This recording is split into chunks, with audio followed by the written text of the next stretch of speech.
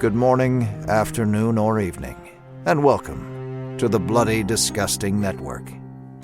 The passage of time will now bring you to something strange, unique, and idiosyncratic. Have a good time.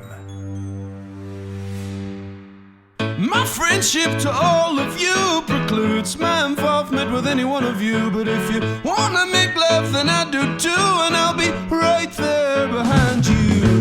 All in the name of oh, all in the name of oh, all in the name of oh.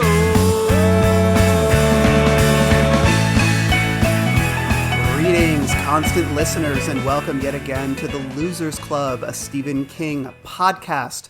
My name is Rockin' Randall, and today we losers admit you to the shop. Sorry, the Institute, where we will poke and prod you with the zapstick of our knowledge. That's right, today we're here to peel back the layers of King's 2019 novel, The Institute, a post-Firestarter, post-Stranger Things story of psychic children and the bad people who exploit them. Before we begin, allow me a moment to ask so politely that you leave us a nice review on iTunes, wherever you listen to us, and also that you check out our Patreon, patreon.com/thebarons, where we have literally hundreds of hours of content for your enjoyment, from commentaries and interviews to movie reviews and even book reviews. Every one of King's fiction books that we haven't covered in our chronological reread is waiting for you in the Barons. Later, Billy Summers, Holly, the list goes on. Anyways, enough of my bullshit. Let's say hello to our panel. Justin, say hi and tell me, was this your first experience with the Institute? Hey, this is TK, JG, Justin Gerber, and this was my first experience reading the Institute. I feel like we have gone over the upcoming TV show and it's the news surrounding that for about a year now, off and on. So I'm quite familiar with the ins and outs of that show, but this was my first official exposure to the Institute, yes. If you had access to a psychic child, would you exploit that child? Probably. I would hope so. I would hope I'd have the wherewithal to do that. What else are they good if it was for? in the name of, there you go.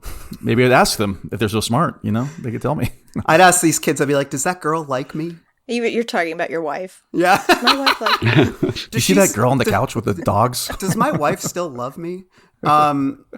Ashley, I heard your beautiful voice. Say hello and tell me, was this your first experience with the Institute? Hello, this is Ashley, Smoke Just Like Daddy Cassidy. And no, this was a reread or re-listen. I'm telling you, Jen's got something going on with the audiobooks thing. Who did the audiobook? It's working like wonders. Just a voice actor. Oh, It okay. wasn't anyone Wasn't that Will I Patton. recognized. No Will Patton, unfortunately. So this was a reread. I first read it. I know it was during lockdown, so it had to be 2020 or 2021. Probably My bad memories opinions- associated with it then. Yeah. You know what? It got me through tough times. That's good. I needed an interesting read. It was certainly that. Okay. I love the little you little messy bitch. Well, to be fair, interesting doesn't necessarily mean like greatness, So I we'll didn't see. say. I said interesting. yeah, that's right. That's what I'm saying. We'll That's interesting words. I think we're going to have a lot of opinions on this episode. I'm excited. Dan Flieger, say hello and tell me, was this your first experience with the Institute? This is Dan Nightknocker Flieger. I saw we're going to go over what a night knocker is. I'm still not entirely clear on what that job entails. Yeah. But this is actually my second time reading it. I think when it came out, me and Randall, we got like press copies, but we did like a abbreviated episode because nobody else had read the book yet. But I think that was like 2020 or maybe 2019, because that's when this came out. Yeah. 19. 19. So this is my second time going back to it. Yeah. Yeah, that's how we used to do things back in the day. Longtime listeners know when the new books would come out, stuff like The Outsider, Gwendy, we would do these sort of like, we would tag on kind of a mini review to our shows and then be like, we'll get to this in 2025, which at the time seemed really far away. And now here we Smooth are. sailing the whole Seemed way. like the future. I remember I did by myself Sleeping Beauties. Well, By yourself? God. Yeah, nobody else read it. At and the yet, time. and yet, you wouldn't come back for the proper episode, which I That don't said it blame you. all. I don't blame you. I think I would have. I think discussing it once is enough. would By the agree. way, Sleeping Beauty's episode available on our main feed. Check it out. It's a good Big episode. one. A good It is a big episode one. for a not so great book. Yeah, good episode. I did listen to the episode. Hey, thanks, Justin. You're welcome. Anyways, my name's Rockin' Randall. And yeah, I read this back in 2019, and it was actually, I reviewed it for the AV Club. I worked there at the time. So during final thoughts, I'm going to kind of revisit that review, refresh myself on what I said and see if I still agree with it. So that's something to look forward to. Stay tuned. For now, let's say goodbye to our parents and our sweet little puppy, because we're going into the dusty, sterile halls of the Institute, beginning with a bit of history in a section we call the Derry Public Library. Mike Hanlon, if you see... Excuse me, sir. Do you have Prince Albert in a can? You do? Well, you better let the poor guy out. Tell Mike Hanlon that I had to go, that I had to get cleaned up. Tell him. Tell him. Tell him I'll see him tonight. Get out! Last chance, told you. Get out! Get out! All right, here in the Derry Public Library, we break down the history, the background, some interviews, some quotes, all the good stuff, everything that made the Institute, and not the shop. The Institute was published on September 10th, right before September 11th, day before, 2019 by Scribner. Interesting. Yeah, something to keep in Almost mind. 18 years later. Almost 19. There's the connection. Oh. So by Scribner, it spent months, at least 16 weeks. I couldn't find like a clear indicator. Atop the New York Times bestseller list, so did quite well. This year, we'll see the release of an adaptation starring Mary Louise Parker, what a babe, and Ben Barnes, what a hunk. Mm-hmm. It will debut on everyone's favorite streamer, MGM Plus. Stop it. I'm pretty sure that used to be Epics or something? whatever Audience the one, channel. The That's my audience. favorite. whatever the one that People Network? that Chapelwaite was on. I think it was Epics. I think you're right. I think you're right. Now it's MGM Plus.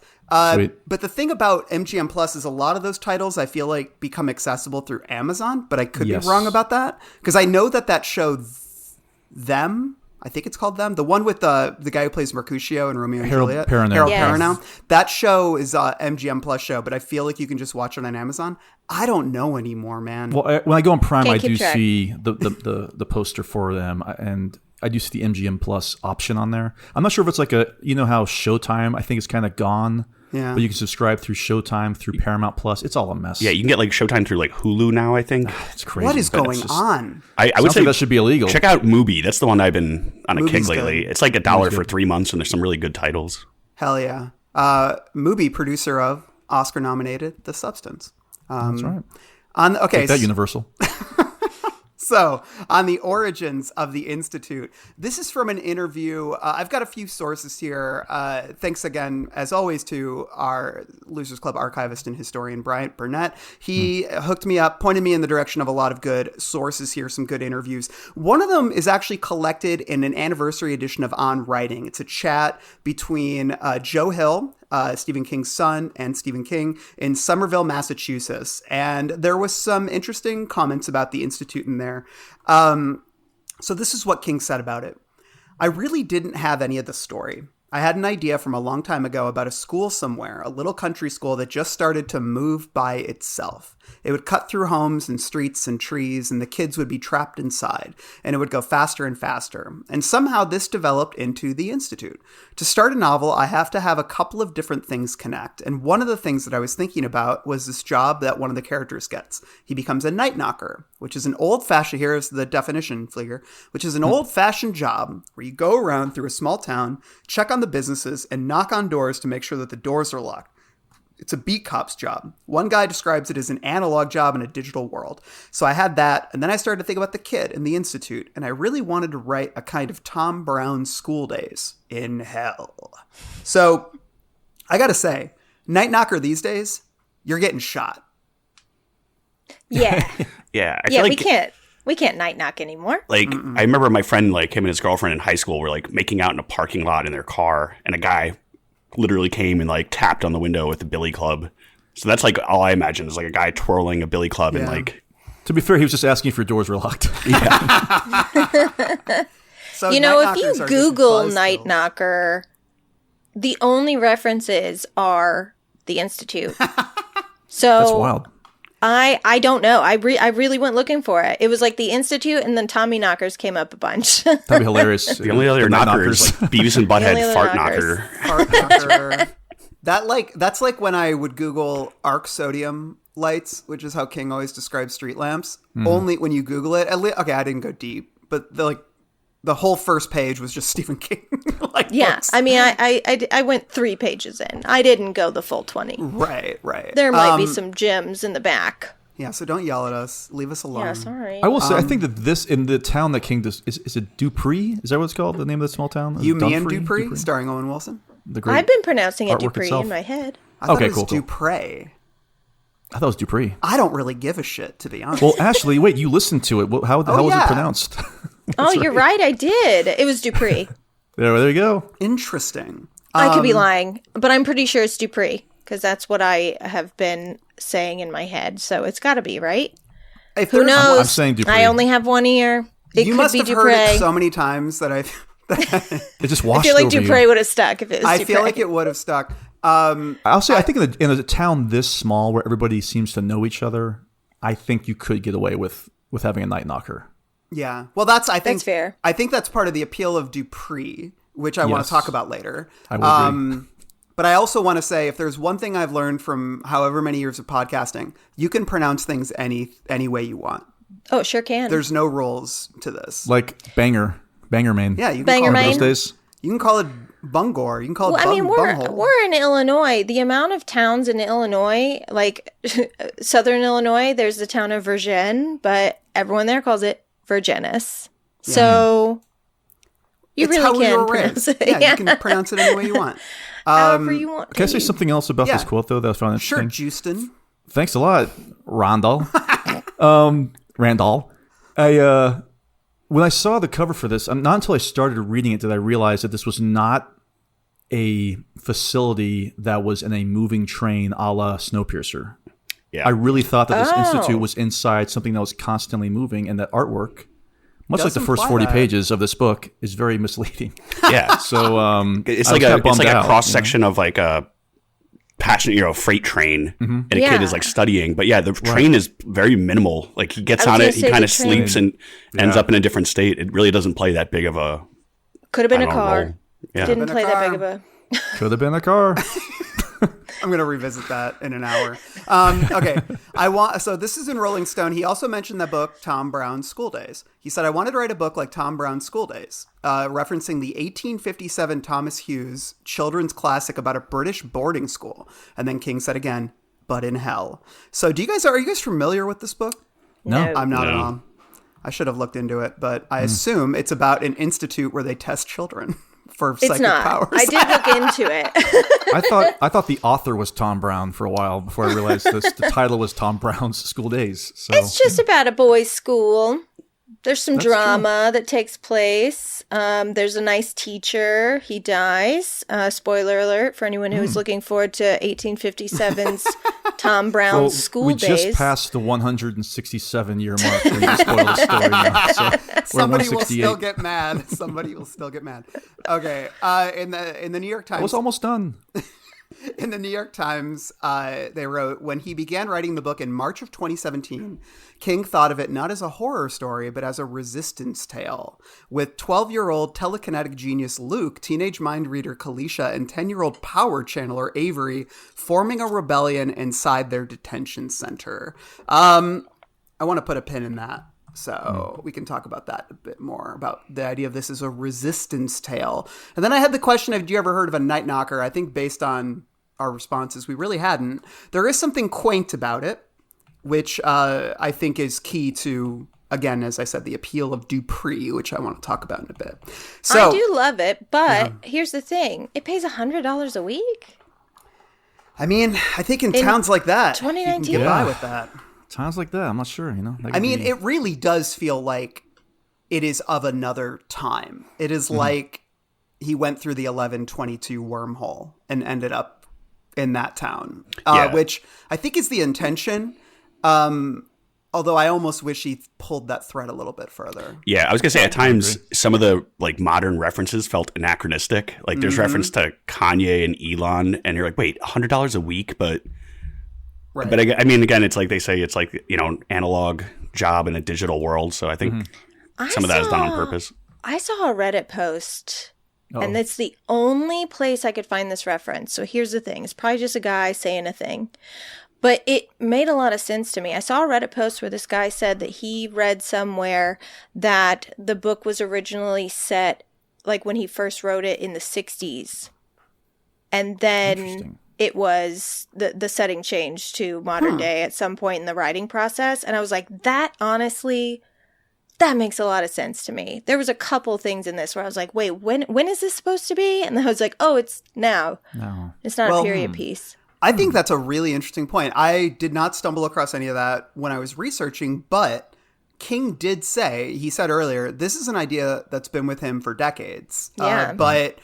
And I think the whole Night Knocker thing could have been like the beginning of a book that he started in the 60s or the 70s. Yeah. And then he basically was like, always wanted to do something with it and found his way in with this one. Because that would make a lot of sense for how quaint that town is. But we can talk about that more in a little bit. So I hate talking about this shit, but every single interview with King about the Institute talked about Donald Trump. So I want to talk about this gently because I don't want us to fall in that wormhole. But I do think that I don't know. All I'll say is I'm very confounded by a lot of these quotes, and I want to hear your guys' thoughts on them. Yeah. So, okay. Here's a quote from Rolling Stone. Donald Trump was still months away from being elected president when Stephen King began writing his new novel, which is interesting because the New York Times said he started the book in 2017. Right. Which Donald Trump was already president by that point. So, who knows? So he began writing his new novel then. The Institute, out September 10th and blah, blah, blah, is likely to remind readers of certain immigration policies. And then King said, I can't help but see similarity between what's going on in the Institute and those pictures of kids in cages. He says, sometimes fiction outpaces fact. Okay, now, we're going to talk about that more. But It goes on. This isn't the first time a King book predicted the political future. Which I don't know how he's predicting the future in this. But anyways, his 1979 book, The Dead Zone, was about a Trump-like aspiring president threatening global apocalypse if he took office. Fiction has foreseen Trump before, says King, always as a nightmare. Now the nightmare is here, but I don't want to force my worldview. I don't want to force my worldview on people. I'm not George Orwell, and this book isn't 1984. It wasn't meant to be an allegory. Okay. So, and then similarly in the New York Times, this is a selection from an interview. Then, as King neared completion of the book last summer, things got weird. The broad strokes of the Institute began to parallel what was happening in real life. Children seeking asylum at the border were being removed from their parents under the administration's family separation policy. All I can say is that I wrote it in the Trump era. I felt more and more of a sense that people who are weak and people who are disenfranchised and people who aren't the standard white American are being marginalized. And at some point in the course of working on the book, Trump actually started to lock kids up. At least 7 children have died while in immigration custody since the policy was enacted. That was creepy to me because it was really like what I was writing about. But I don't want you to say that this was in my mind when I wrote the book because I'm not a person who wants to write allegory like Animal Farm or 1984. Justin. Let's keep that in mind as we read some reviews later on. So I got to just ask, when you guys were reading this, were kids in cages resonating with you? No. Yeah, I feel like I didn't think of that once. I don't want to say he like reverse engineered it, but I think maybe the visual stuck in his head. This is not how I pictured this because they look, they're in like bedrooms. They're not literally locked up in cages. But I think that maybe that idea had been bouncing around King's head for a long time. So that's like kind of how he saw the book. Maybe not literally, but it is kind of a weird like square peg in a round hole. It doesn't quite fit for me. Yeah. Yeah, I mean, sort of. No, I was just going to say, I get the parallels if you were to read the synopsis of the novel, but I don't think that within the chapters there's any major political message regarding migrant children specifically. No. I never got that. Yeah. I didn't either. I mean, they've got, think about it. I mean, Flieger, you mentioned the bedrooms. Basically, they're supposed to be presented as given a place where they can be as comfortable as possible. So that immediately removes the idea of a cage. And they're also pretty much given free reign of the entire facility. Literally can get midnight snacks. Yeah. Midnight cigarettes. Granted, other horrible things are happening to them. And alcohol. But it's not the same as that at all. Yeah. So this got on my nerves just because I think that this is, and I talked about this in our, what episode was that? The Outsider episode. I talked about how around this era in culture, 2015 to 2020, probably around there, everything was about Trump. Everything. Yes. Yeah. And even when it wasn't. When it wasn't. And what's so interesting is that when we talked about The Outsider, check out the episode. It's a great episode. Reviews were comparing it to Trump because everything needed to be compared to Trump at that time. And King himself did an interview where he was confronted with a headline about that. And he kind of laughed and said, no, that's not it at all. Has nothing to do with Trump at all. And he kind of laughed about it. Like, I'm not doing that. I wouldn't. And he even said something like, I wouldn't do that. And then this book comes out. And every interview, he's hammering on about how it's about Trump when I don't think it is at all. Or at least I don't see it in the text.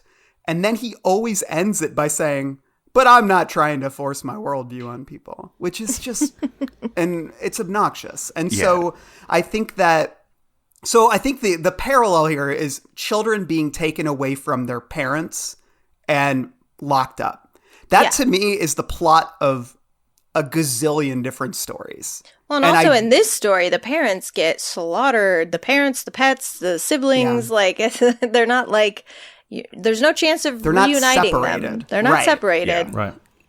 So this to me, it almost feels opportunistic to hitch it to that political, because that was all over the news at the time. Mm-hmm. And don't get me wrong, like, it was horrific. Although I'd be curious what King thinks about the fact that all of that continued under the Joe Biden administration. But I will just say, I think it is a huge, huge stretch to make it about that when this book actually, I do think, has some interesting politically charged things to say. Mm-hmm. I don't think they have anything to do with Donald Trump. I think the political critiques that are in this book are ones that extend back to the stuff he was writing in the 70s and the 60s.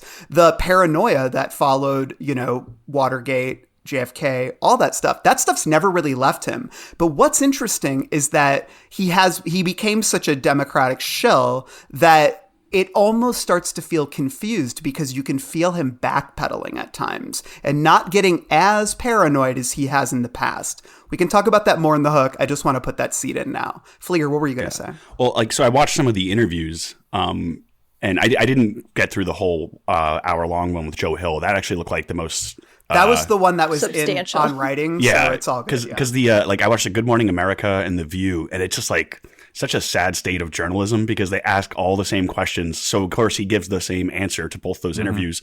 Literally ask him, where do you get your ideas from? And like, what scares you? And it's such a disgrace. But he does, I almost feel like he has like this PR talking point because he doesn't, The View, I know they get in like politics, whatever, now and then, but I feel like it's not really that kind of show. And he just wanted to give a very surface level, kids in cages is bad. I think we can all agree on that, right? But without getting too into it. But he did the same thing again, where he ends it again. I'm not George Orwell here or anything, but it's just so funny that if you ask him this question for this book tour, he just gave the same answers to everyone, like almost verbatim. Yeah. Yeah. I think opportunistic was the best way to describe it because he literally talks about he started writing this when it looked like Hillary Clinton was going to become president. Mm-hmm. And hey, we get a nod to her too. We can talk about later. So, okay, let's move on why he didn't just make this the shop. I really would have loved more people to ask him this. The only time it came up was in the New York Times. So the shop, if you're unfamiliar, if you're someone who only reads late period King, which I'd love to meet you and talk to you, but I will say I had an old coworker who, like, his first Stephen King book was the 3 Mr. Mercedes books. And I was like, what's going on, man? Like, I have some recommendations. Did he like for them? You. He did. Like, he liked them a lot. Yeah. Good. Okay. Wow. It was just an interesting introduction. For sure. So King said, oh, wait, so the shop is basically, clandestine. The Institute. It's like a clandestine government agency, most prominently featured in Firestarter, also appears in the Tommy Knockers, also name-checked, I think, in a couple other stories. It's always one of those kind of like nefarious sort of black ops kind of, conspiracy-laden CIA setting, operation. Yeah, stuff like that, that I've always enjoyed in stories. And even in the Dreamcatcher a little bit, although I don't think he calls it the shop. But it's one of those things where I think a lot of people always wanted him to do more with it, since he did make it part of the larger, context of his work. And I think, and just in the lead up, because we were doing this podcast at the time and we were talking about the Institute in news episodes, and we were all like, it's the shop, right? It's got to be the shop. Right. Everyone was talking that way. So it was very weird when it wasn't. And this is what King said. I thought at first, well, okay, I'll make this the shop. The shop is locking these kids up, he says. But then I thought, no, I don't really want it to be a government deal. Instead, he decided the antagonist should be privately funded zealots. So I have a question. Is it clear in the book that the Institute, maybe I missed it. Is it clear that because I always thought it was First time I'm hearing about it. Yeah. Right. I mean, I could imagine maybe that there are zealots within this organization, but for me, it always read that it was still part of the U.S. government or the world. I mean, Or funded by, like, Northrop Grumman or something. Right. Funded by the I don't government. think an institute, this shoddily run, which we'll get into later on, could really sustain this long without a government knowing about it, let alone all the governments around the world. Mm-hmm. Yeah, I they don't have care an what agreement. the political party is. You know what I mean? I just don't. I just felt like it was government. I also, 'cause I'll get into it later, but I think the way that Dark Tower has some of these like beam breaker institutes, and they're technically corporations, but at a certain point when corporations get so big, they almost act like sovereign nations. Yeah. Like somebody described America as an insurance company with a military. So I think at such a level, it doesn't matter if it's private or government. They kind of are in bed together anyway. Right. That's Totally. fair. Totally. That's I think fair. that's This a isn't good as point. secretive as maybe he thinks it was when he was writing it. Yeah, and maybe I think this is just the cynic in me and the person who's annoyed by his tweets, but it's like, it really feels to me as if he associates conspiracy and paranoia with probably Trump people or something. So he feels as if he can't like write a book where the government is doing this sort of thing. He has a newfound respect for like the institutions that run America. So I don't know, that's just my cynical read of this, where I'm like, oh, he can't criticize the US government too much because he's become this hardcore partisan for the Democrats. And it just, to me, because it doesn't make sense. It doesn't make sense why it wouldn't be an arm of the government, even if it's one that is so clandestine that maybe even people high up in the government don't know about it. You know what I mean? Yeah, we didn't Well, know that's about like- the NSA for like 35 years. Right. Yeah, and like just for the Dark Tower again, the Sombra Corporation, Yes. which like operates under the Crimson King. It's when you get into it at an elite level, like there's such a blending of private and public that it almost doesn't matter. But just my curiosity, like at the end, like that explanation from the lisping man. Yeah. I wanted more from that. Same. So when you come to the conclusion where it's like these are just like altruistic individuals, and it's like you also have to remember that this is just what he's saying. So I don't know if I necessarily trust him. Like I know in like books you got to like kind of take it at face value, but just seeing how much treachery goes on and like cloak and dagger stuff, again mostly in like Dark Tower, but especially when it comes to kidnapping kids, to say they're doing it for the greater good but murdering these kids' parents, like it does not mesh for me. There's a lot that doesn't mesh in this novel for me, and it drove me nuts that it wasn't the shop, because that's what this story essentially is. It's the flip side of Firestarter. What if Charlie did get captured? Yep.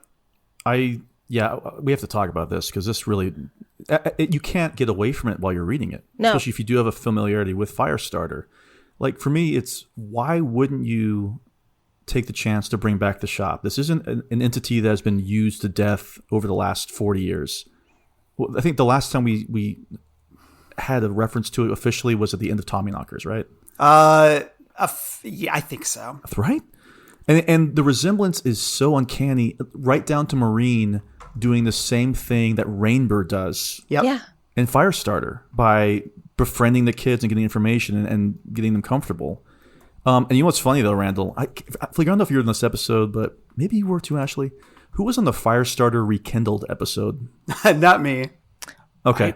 Might have been. Was I? They all kind of blur together. It's all blur at this point. But I'll tell you right now, the kids and what they are doing in this book strongly resemble the kids in the shop in Firestarter Rekindled. I'm not saying that King lifted from the notorious Sci-Fi Channel miniseries Firestarter Rekindled, but it was very strange. It might have been the way in the the kids back of his interacted. head, to be Yeah. honest. Like, I Yeah. don't know. It's really wild reading this. I would have, I don't know, I would have really loved like the shop Easter eggs because in my head, Yeah. this was a total government workaround. Like, no, this isn't Project Blue Book. This is the Advanced Aerospace Threat Identification Program. They're not the same thing. That's totally Right. different. You close one program, open another one right back up in secret, but it's just a totally different thing. And I know we'll talk about the Lisping Man, but this book, I think, would have profited from building on the lore of the Institute, like the inner workings, the reveal of the precogs throughout the book, as opposed to giving us all the details in that final chapter conversation. Because no, I had no idea that this was privately funded by zealots. When I closed this book, or pushed stop, turned off my car, I was still under the assumption that this was a U.S. government operation. So And now LeBron James has the market cornered on the shop. I know Justin's seen that show on yeah. HBO. Oh, yeah. It'd be funny if it was just him and yeah. like Rainbird kicking back Yeah. in their It's like him and high Rondo top chairs in their bar, shooting the in their shit bar in their stools. barber chairs. Yeah. Okay, I looked it up. Rainbird, where were you in '81 for the finals? It's like- I forgot about that Golden Years, the TV series. That Oh, we yes. we have a 2-part episode on. Please, please, please listen. It's so funny, even if you haven't watched the show. Golden Years is set in the shop. Lawnmower Man mentions the shop. The Stand mentions the shop. Langoliers and The Mist also both mention the shop. the Langoliers mentioned the shop. Apparently. That's in the Interesting. wiki. I don't remember it, but I do remember it in The Mist. And then also Firestarter 2 Rekindled is mentioned. So, Oh, nice. Well, again, I guess the last novel though would have been Tommyknockers. Sounds like. well, yeah, novel. So, Yeah. because it's mentioned in some novellas, but And Golden Years is after that too. I guess. Golden Years was the early 90s. Okay. So I want to just drop this quote, but we can talk about this more in the themes. But this is a quote from the New York Times that almost directly contradicts the Zealots comment.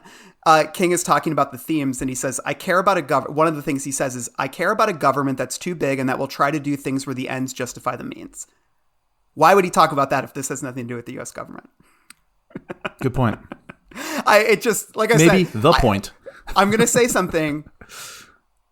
I think Barack Obama gave him a call and said, hey, Stephen, I've read the new book.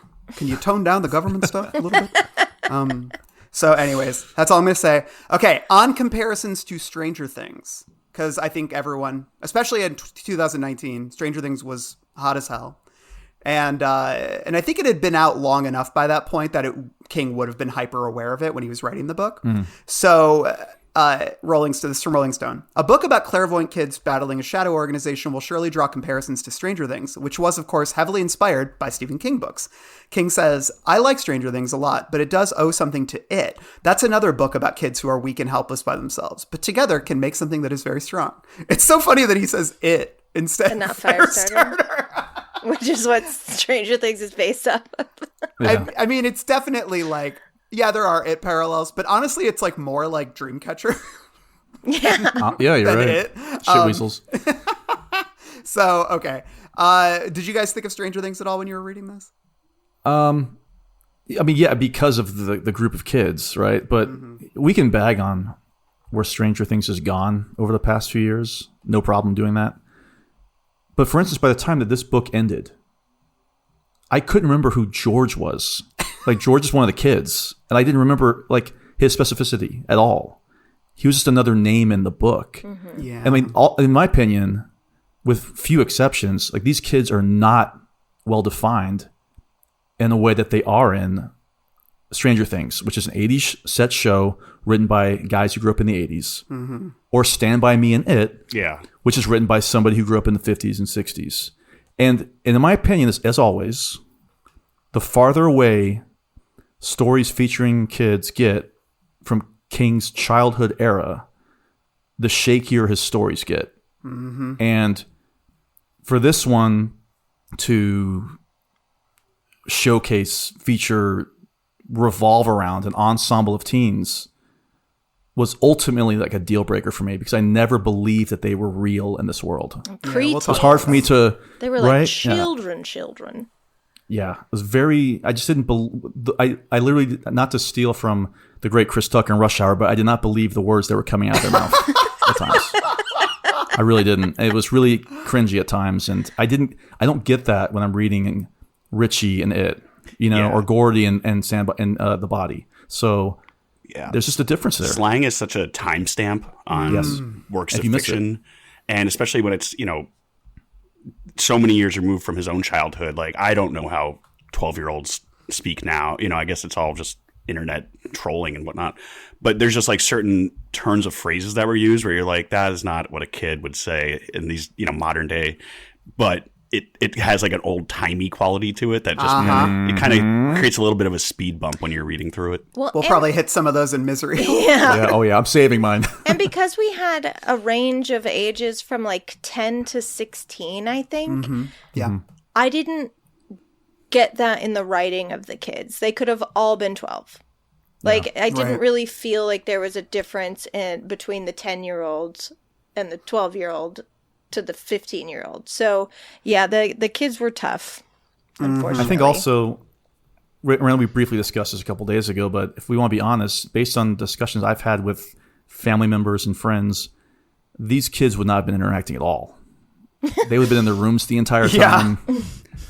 They would not have been talking, hanging out at all. Not making eye contact. On their iPads. Exactly. Honestly, it's true. Well, this is a good segue because the next bit is King on writing about kids. So Rolling Stone, he said, like a pitcher that has a great fastball or slider, you go back to what worked for you before, says King. I do think that kids are sort of magic. When I was a young man, I could draw inspiration from my own kids. Now that I'm so much older, I'm drawing from my grandchildren and what I see them doing and how I see them interacting. And then when he was on Stephen Colbert promoting the book, he noted how he enjoys writing about children because kids have a unique view. They are people who are pretty much vulnerable to the adult work, and that's what I wrote about a little bit in the Institute. I wanted to see kids get up on their hind legs and fight the power. So something we can talk about a little bit more in the future. In his interviews, he also made sure to point out the book was dedicated to his grandsons and that spending time with and around them is what inspired the language and attitudes of the children in the book. And specifically, like the quote you read, he mentions it and how when he wrote it, he was so much closer to his own childhood. And this was so much more difficult to capture. And I obviously felt that while listening, but my question was like whether that has more to do with King being out of touch or with children today being completely alien to adults. Yeah. Because I think it's both. Both, yeah. Yeah. Okay, let's talk about some reviews. Justin, you were very kind to gather some. Why don't you give us the highlights? I'd be happy to. I pulled a few that I found from the marvelous LitHub by way of their bookmarks review section. So this book, they got 26 reviews, 9 were raves, 13 were positive, and only 4 were mixed. There were no pans, which would be the lowest one. I will say, as someone who's been compiling a lot of, hosting a lot of these late period King episodes, very, very rare that like post 2000 and 2008 or so King gets panned. I think most people who are writing reviews at this point don't like they've grown up on him or they have such a deep affection for him and what he and his legacy, or maybe feel a certain amount of sympathy because he was panned so much during the early parts of his career, that there does seem to be a lot of, I think, grace given to his later books. Dare I say he's an institution? One might say. One will say. I think that what you said, Randall, does an absolute disservice and neuters any criticism. I agree that completely. a critic gives. I think it's a waste of time to be polite and waste other. And we'll get to that in my review. So this is from William Sheehan from the Washington Post. Democracy dies in darkness. Democracy dies. This is a rave, and he says, "Classic King with an extra measure of urgency and anger beneath its extravagant plot and typically propulsive prose. The book is animated by a central concern that could not be more relevant: the inhuman treatment of children. Few writers have King's ability to create credible young people whose nascent qualities prefigure the adults that they will, with luck, become. And even fewer have the imaginative resources that King brings to bear on his portrait of life at the Institute, a life filled with large and small cruelties, and with a chilling indifference to the effect those cruelties have on the most vulnerable among us. Once again, the real world peers out from behind the curtain of King's fiction. A first-rate entertainment that has something important to say. We all need to listen." See, this speaks to what I was saying earlier, where I started to feel crazy when every single piece about the book was saying, well, obviously, while reading this, you made the connection between Kids in Cages and the book. And I'm like, no. It's not obvious. It's not like eerily everybody said eerily similar, eerily parallels life, Anyway, that's the thing. It has something important to say, and we all need to listen. What? Like, don't be mean to kids? No. Yeah, of course. Yeah. I also, you get, we've all done reviews for like media. You get like a PR team will send you like a one sheeter with like certain narrative that they're trying to push. And I do think at this time, a lot of the quality in journalism did slip to the point where it was like, let me just rephrase what the PR team is saying. I'm not going to take a risk, but to actually go against it and be like, no, this is not like that. It, takes, I don't know, it's a thing called journalism, I guess, that you could do rather than just be like a PR machine. The beat goes on. Yeah. It hasn't stopped either. I agree. Flieger, that's a really good point. And just as someone who's worked at these institutions, I've seen it in action. I'm just saying, I've seen it in action. Wait, you work at the Institute, Randall? How would you do that? Dude, it's kids in which country? You should see kids the way all in cages. You should see the way I place. fuck up these kids, man. I fuck these kids up like you would not believe. Anyways, continue. Drown them. This is a positive review from Brian Truitt of USA Today. Wow. As soon as you start really getting to know him, Tim disappears for a few hundred pages while Luke and his cohorts are introduced, and the results are a bit disjointed. Like two distinct TV shows that end up with a primetime crossover, you forget Luke and Tim's paths will streamline together, but it does lead to quite a propulsive and satisfying finale. King mines his own familiar territory, even though King's writing still has the gumption, folksiness, and, sure, full-on creepiness his constant readers have always loved. The Institute is missing the appealing vim and vigor displayed in the author's recent foray into detective work, with the outstanding Mr. Mercedes trilogy and spin-off of sorts, The Outsider.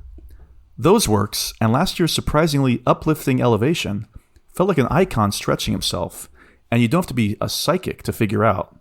There's a lot of, quote, been there, read that, end quote, with The Institute. That said, King does well inserting a certain modern relevance. There are certain aspects of Luke's situation that eerily resemble Stop it. eerily resemble even what's see that happening one. in real life with kids at the Mexican border. Though in other instances, it's like the X-Men if Professor X was a sadistic stooge always trying to save his own keister. A frequent lesson he extols that never gets old.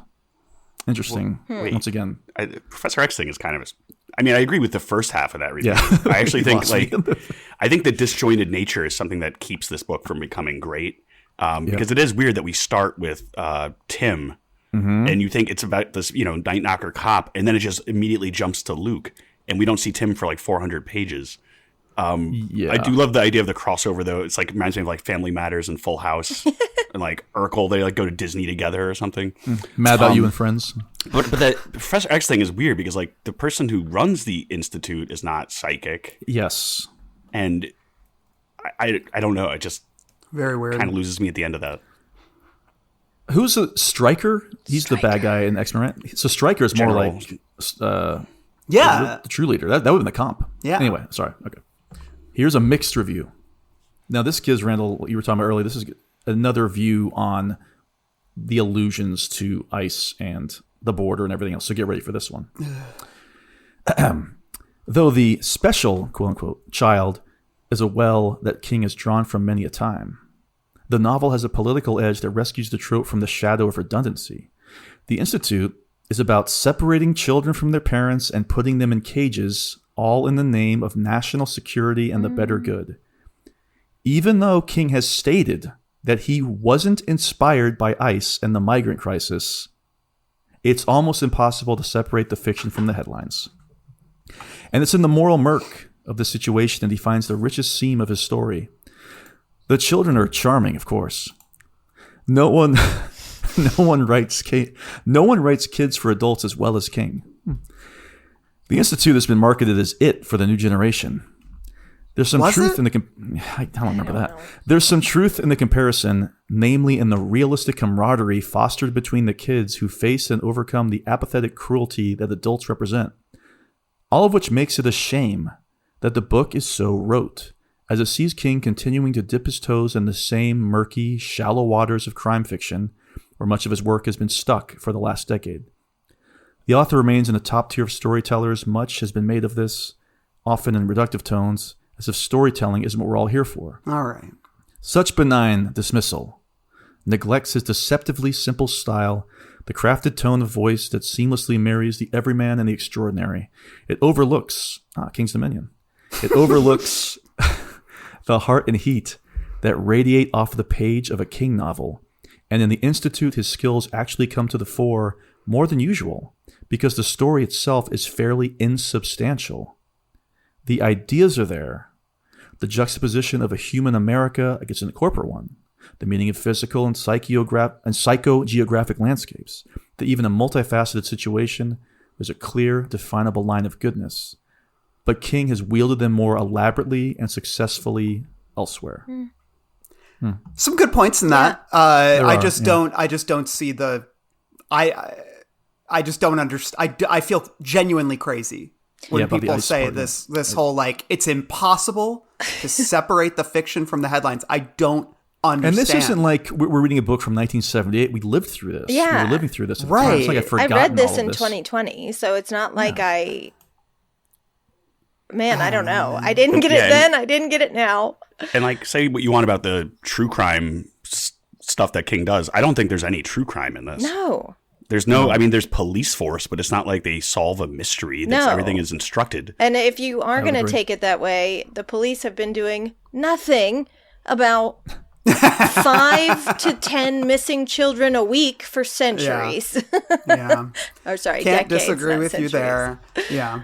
Well, probably centuries. Who knows? So, okay. Thanks for those reviews, Justin. And like I said, Randall wrote a review, Randall Colburn, that I'll Found be it reading in later. there too, I should say. I A Randall excerpt. I think I skimmed it a couple days ago. I don't remember writing anything about ICE, and if I did, I know I didn't. The headline is literally, Randall says, free the kids from the cages. God, what if that is what it is? King's done it again. Stay tuned. Another true crime classic. Countdown from till the Kingster. That would be funny. Okay, synopsis. Why don't you read the first paragraph of my synopsis here, and then Ashley, why don't you read the second 2 paragraphs? Sure. Sure thing. So here's the synopsis. In the middle of the night, in a house on a quiet street in suburban Minneapolis, intruders silently murder Luke Ellis's parents and load him into a black SUV. The operation takes less than 2 minutes. Luke will wake up at the Institute in a room that looks just like his own, except there's no window. And outside his doors are other doors, behind which are kids with special talents, telekinesis and telepathy, who got to this place the same way Luke did. Kalisha, Nick, George, Iris, and 10-year-old Avery Dixon. George. They're all in front half. Others, Luke learns, graduated to back half, like a Roach Motel, Kalisha says. You check in, but you don't check out. In this most sinister of institutions, the director, Mrs. Sigsbee, and her staff are ruthlessly dedicated to extracting from these children the force of their extra-normal gifts. There are no scruples here. If you go along, you get tokens for the vending machines. If you don't, punishment is brutal. As each new victim disappears to back half, Luke becomes more and more desperate to get out and get help. But no one has ever escaped from the Institute. As psychically terrifying as Firestarter and with the spectacular kid power of it, The Institute is Stephen King's gut-wrenchingly dramatic story of good versus evil in a world where the good guys don't always win. Kid power is a funny phrase. Kid power. Yeah. Kid power. I think because we were all raised Take it like on down the Nickelodeon, it was like one of the first generations where they really like empowered children. Yeah. So like We had I just always rights think for of the first like time. the 90s to me as like a guy in an electric guitar being like, kids rock. Kids. Like Wild and Crazy Kids intro of just like, Putting sunglasses on. yeah, being like, it's a kid's world. Like that kind of We're energy. just living in it. Yeah, I don't think kids, sadly, now, I think they're kind of overlooked. Like, and they get Back lost where in the they jumble. should But be. there was like, there was a distinct, though, era of like, childhood empowerment that very optimistic and neon in the 90s. yeah. Totally. Now Trapper they're like, Keepers. here's an iPad. Stop bothering us. And they're like, okay, Stop dreaming. thank you. I'm just kidding. They would never say thank you. I'm loving this childless group we got here. Like know, some I real love kids. I love kids. No. I'm That just is, like, saying. true. You don't have to We lie. usually have somebody who has kids on, but Yeah. we're all childless, so we have a little bit of a distance. Love I know it. that some of those parents are saying, man, they're really nailing this. Okay, cool. Let's head on over and talk about some of the themes and big ideas in the hook. Yes. Don't you see? Don't you see how clear it all is? Not only can you see the future, I can change it. You can change it, exactly. All right, in the hook, we talk about what this book is about. So the hook here is shadowy agency conducting experiments on children with special powers. We've touched on some of them, obviously, but there are a lot of allusions to previous King works here. I'd say out of his latter-day work, this is the one that I think feels most indebted to. I think like the breadth of his themes. I wrote down a shitload, but I'd love to hear from you guys. Like, what other King books were you thinking about while you were reading this? I think it's got the kid power from it. Power. Kid power from it. Obviously, Firestarter.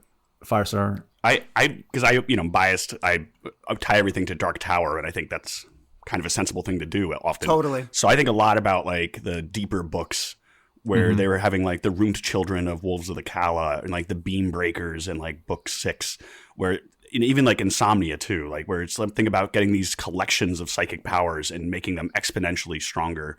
To achieve all kinds of purpose, whether it's like geopolitical assassination or even just like breaking the beam, which, is a big theme in the Dark Tower books. Yep. I had the Beam Breakers too, with Shimi and Ted and all those people. I've got some more, but actually I'm not sure if you got any. I mean, even The Shining, like that's where I wish we had revisited the shop, because he has such a rich history with these children specifically that have special abilities, like The Shining, Firestarter, Carrie. And I think that this book could have been a favorite of mine if we were revisiting some of those old stomping grounds and alluding to these past children that were either on their radar, like Danny and Carrie, or that they actively tried to capture, like Charlie. Yep. But I don't think it's strong enough as a standalone story. Yeah. So some of the ones I had, like I kind of broke it down by, theme. So child with special powers being exploited by shadowy government agency. Firestarter, obviously. I wrote down Dark Tower, good call, Flieger, and Black House, just because that is a huge theme of Black House is literally, a child is kidnapped for similar reasons. You're right. Obviously, Carrie, telekinesis. Justin, what else do you have before I keep going?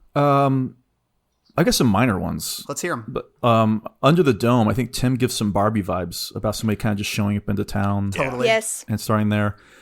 The Talisman with Jake's escape through the country, kind of solo. Yeah, that's a good call. I wrote the Talisman too, but I actually wrote Evil Caretakers. because Sunny Farms, is that what it's called? Yeah, in the Sunlight Gardener Yeah. Sorry. house. Well, I think it is called like Sunlight Farms or something, but it's like in the house, the caretakers there who basically abuse all the children, very similar vibes in the Institute in terms of being these sort of flunkies who not just like to impose order, but like actively enjoy hurting children. So but yeah, and then in terms of the travel, Talisman is absolutely a good example. I also worked on The Girl Who Loved Tom Gordon just because the whole idea of like a kid traveling to safety through really harsh conditions. I definitely saw a little bit of that there. Yeah, I can see like Avery, especially with being the youngest, like he kind of stands out because they keep emphasizing how young and how little he is. So I think the Avester. Yeah, Avester. Definitely a reference that still gets thrown around. Juster, what else you got? Well, Ranster. The last thing I've got is actually the Dreamcatcher, that long chase finale in Dreamcatcher. Yep. And there's that whole chase finale in this as well with the bad guys trying to catch up to the good guys. Yeah, go ahead. Oh, no, I was going to say, I also think a theme of having powers but not realizing like the latency within like how powerful you can become. So to have someone who's not just telekinetic and telepathic, but the merge of the two, I think that's like a theme in King that, Danny is like shines way more than, the average person does. And obviously like Dr. Sleep, the same thing happens. But yeah, actually, I enjoyed that aspect of the book. And like, Same. I like seeing power levels. Like I'm a big Dragon Ball Z fan. So like, I like to see the leveling up and just, I don't know. The descriptions of how they Dragon were Ball D. feeling after they, got the shots for dots and went to back off. That was all really fascinating. I liked all of it. Mm-hmm. Yeah, that's a good point, Flieger or Fleegster. I like that because it's like it's interesting that Luke, even though he's our main character, his psychic powers are not that strong. Whereas like the Danny type character is more Avery, who has these much more inflated ones, and that he's a supporting character who ends up, spoiler alert, but you know how we do these. He ends up, sacrificing himself with those powers, which is new for King. So I can give him credit for that. That was surprising to me. I think like the genius child is an interesting trope because you wonder, you're like, is he smart because of his powers? But they say he really doesn't have that, he's not that psychic yet. He's just kind of a savant. Right. But it's like, I do love when the kids try to act like adults and it's like, I was reading about the war in the Balkans or, it's just like so funny because I know kids like that too that would try to impress you by like holding a book up, but it's like you're on like the first page of that. You're just doing it, like I remember Grimes had like Communist Manifesto when she was outside. It's like clearly you're being photographed. And also going back to the shop, LeBron had a book and one of the journalists was like, what do you like about this book so far? And you could tell he just immediately was like, I've not been reading it. He famously will give answers to questions like that and not actually have the answer, the true answer. Oh yeah, was he the one who was reading Malcolm X and then somebody asked him? Yeah, that's so somebody funny. asked him a specific. I mean, it's like, hey, good, you want to put the message out there, but you have to be prepared to actually do the homework and read the book. Read a couple chapters. Well, it's like the famous, not to bring it back to Trump, although this book is technically about Trump so as we can, is like the whole Bible thing. What's your favorite? What's your favorite passage? Oh, I love it all. I like them all. I like them all. That is so funny. Like that is the funny of all things. The Bible is so to lie funny. about the Bible, right? And nobody get it. No, that's great. And as for Grimes, she can do the cringiest shit in the world. I'll still love her music. I stand by it. Great music. Bad taste in humans. Every time she and tweets AI something, too, I guess. Every day I see a bad tweet from her, I say, I still love your music. You're not going to make me hate your music. Anyways, precogs, which is a huge part of the epilogue. We'll talk more about that later, but that made me think of the Dead Zone, obviously. And then The Shining, just the idea of the shine in general. Let me see. Just the general idea of government overreach. Obviously, Firestarter, The Stand, and Dreamcatcher. Big time Dreamcatcher. And then kids drawn together to fight evil. Dreamcatcher, It. And then the big one that I thought was interesting was, because I want to talk a little bit about the ways in which King was sort of drawing upon MK Ultra and Operation Stargate, like kind of CIA programs that were in the 50s through 70s that were trying to harness psychic powers. He wrote about that shit a lot.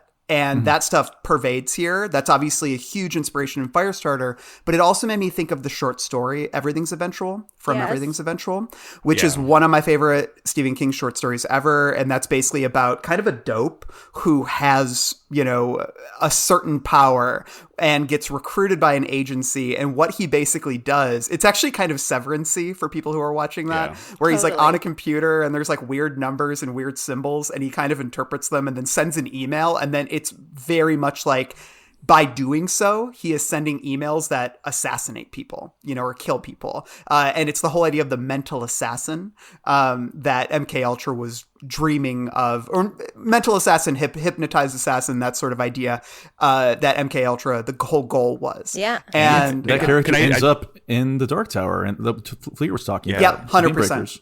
And also, I don't know if it was mentioned, I might have missed it, but like Hearts in Atlantis, where the Hopkins character, I forget his name, but he's constantly kind of being recruited and chased by these shadow agencies. They're like the low men in yellow coats. But I think that's why I say, like, broadly, it's like, I think all these corporations and governments and secret agencies, I do think they all serve the tower, you know, but specifically the Crimson King. I think he has hands in every one of these little organizations and entities, whether it's stated explicitly or not. And sometimes I wish it was more explicit.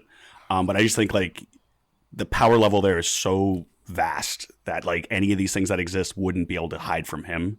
So now I'm thinking when they pick up the phone to, you know, whatever that Miss Sigsbee talks about picking up the phone and the lisping man. But if instead of the lisping man, she picks up the phone and it's just Crimson King going, ee! Yeah.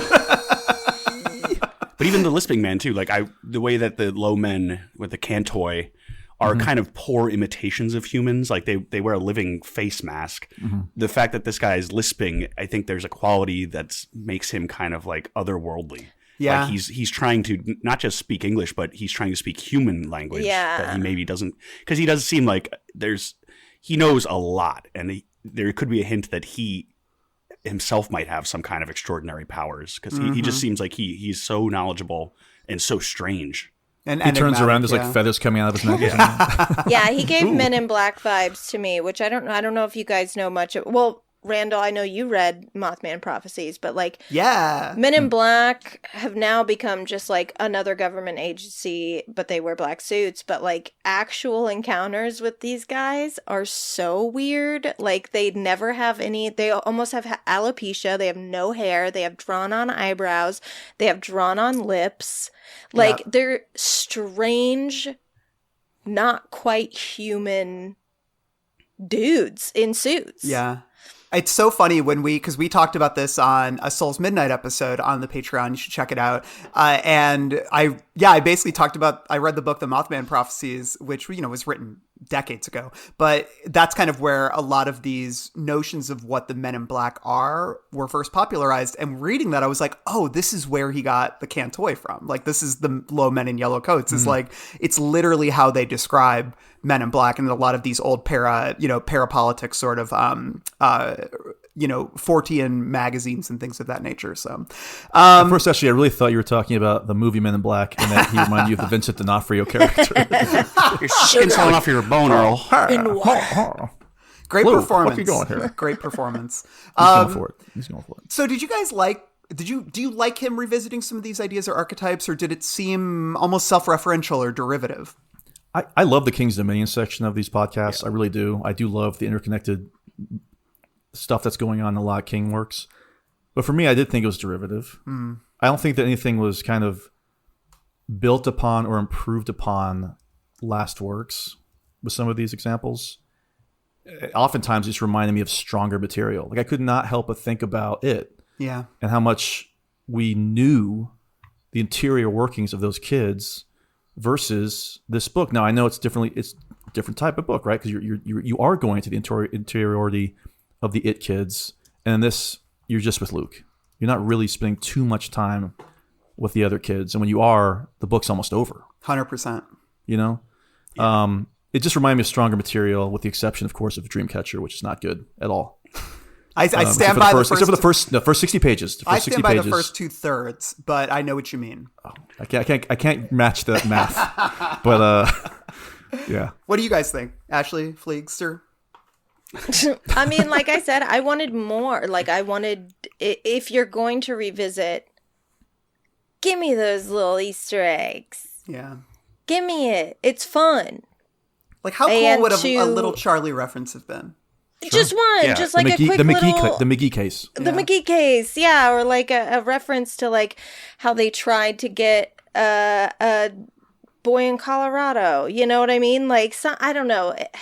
I remember when I first read it, I felt it coming. Like, I was like, any time now. And then to just be like, no, I didn't want to do that. It's like, well, I want it. What do you mean you didn't want to do it? Yeah. I think like just when we were listing off, I mean, we went through like a dozen King titles that could have a connection to this. So I would have actually liked a bigger tent to be more explicit of like, yes, this is the shop. This is all connected. Here's like, we're going to tie these together. Why not? Right. He's been doing this for decades. This is now going to advance this kind of meta narrative or larger narrative by getting them all together. And instead, I feel like this was like a halfway attempt at that. Like there's some references, but even like Ashley was saying, like legitimate Easter eggs. Like I would have liked to see more references to like, yeah, this incident that happened here. And we're like, oh, okay, we know what that is. Or this incident's happened over there. And like, why not? This is your chance to kind of explain all of these shadowy organizations and to like kind of tie them up into a neat bunch. And I think that would have been like satisfying. If the material was stronger, we wouldn't be looking for those Easter eggs or hoping for them, right? Yeah, I think what you said about a big tent is a good way to put it. Like, I think when I look at this story and I think about all of, like you said, all of these different titles where there could be some kind of connection, I think that in this I don't always think it's like a good idea to connect everything. You know, sometimes stuff standalone is good. In this instance, though, like you guys were saying, I think that it could help it feel less derivative by making it part of this huge fabric that he has created over all these years. Like, I think it would add deeper context. It would add bigger stakes. I think that there are ways that you could have worked in old characters into this narrative, because I gotta be honest, like, I don't love the kids either. I also don't think the Sigsbee and Stackhouse are all that interesting. But what if you gave me fucking OJ from Firestarter and bring him back, you know? It's like, that shit could be fun. Like, you have a character, you have these like shop characters you've already established. There could be a fun way to sort of continue telling that story. Yeah. And I think Juster put it well when you said, sorry, the name threw me off. I just have to go Justoer. But Justin, Mr. Gerber put it great. Where he Thank you. But like if the writing was stronger, we wouldn't be thinking of this. But instead you're reading it and you're comparing it to other books that you like, I would much rather be reading this work than the one I'm currently on. And that's never good. Like, same as you're watching a movie and you're like, oh, this is so derivative of something else, but it's not doing it as well, that I'd rather go back to the original and enjoy that. Well, that's how I feel whenever I watch these legacy sequels. I'm like, this is just reminding me of a better movie. Like, I'll save it for the rants episode, but like the whole requel idea is like, I really do not find those enjoyable. All right. A few exceptions. You're just basically creating lost media that no one's going to care about in 2 years' time. I know, right? Anyway, I'll sit down. Sorry. Until the requel. Yeah. So there's a few other themes to discuss. Here's what King said about what he thinks are the book's themes. In Rolling Stone, he said, I wanted to write about how weak people can be strong. We're each on our own island, and at the same time, sometimes we can yell to each other and get together. And there is that sense of community and empathy. I love that. I love that in stories. That's italicized. It never really works in a homily, he adds. It sounds saccharine sweet if you just say friends make things better. But when you tell a story, people understand. Everybody wants to have a friend because this is basically a lonely business life. So I like that quote.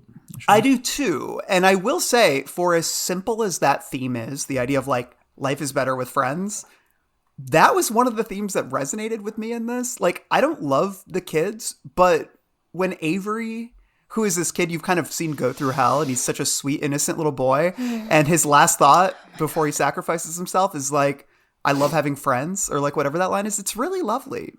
Like, it's most lovely. Yeah. I wouldn't say that overall, though. I didn't really get a lot of I got a lot of trauma bonding vibes, but I didn't get a lot of friendship vibes. They are really only there for a matter of like weeks before they end up as gorks and then cremated. So like all of the the friendship building. I mean, they didn't know anything about each other. The only thing they ever talked about was how we get in the situation, how do we get out, and how do we, you know what I mean? So like, I don't think, aside from Avery, who's an angel, and if he wasn't dead, I would sacrifice myself for him. He's an angel. Aside from Avery, I didn't get a ton of the friendship. Sure. Yeah, I think for him, theme. What makes it resonate that much more is that he was so lost, and all the other kids have a confidence that he didn't have, and he gets like bullied and stuff. And so I think that for him, the arc is a lot more defined than it is for someone like Kalisha.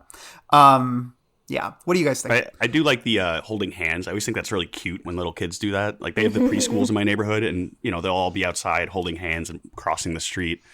But I like that made it more powerful when they were all like physically touching and creating almost like a ring to like ritual channel. of Chud. Yeah, Ritual of Chud. Exactly. There's another quote from the New York Times. One of the challenges when you've been around as long as I have, and you think you've explored all the corners of the room, you have to say to yourself, what are the things that really concern me? What are the things that I care about? Well, I care about friendship. I care about a government that's too big and that will try to do things where the ends justify the means. I care about defenseless people who will try to find a way to defend themselves. All those things are in the Institute. So why do you say, Justin? No, I just said, oh, okay. Well, Like elaborate. those themes are definitely in there, and I think the defenseless people, they do find a way to defend themselves. There's no question about that. Yeah. How effective that is doesn't remain to be seen because we've read the book. We have our opinion now, but that's it's so weird. I get where he's coming from and what he's trying to do. I don't know if. I just think this whole idea, he makes such a big deal of this idea of like, I want to see these kids get on their hind legs and fight back. He's saying it like it's something that he hasn't done before.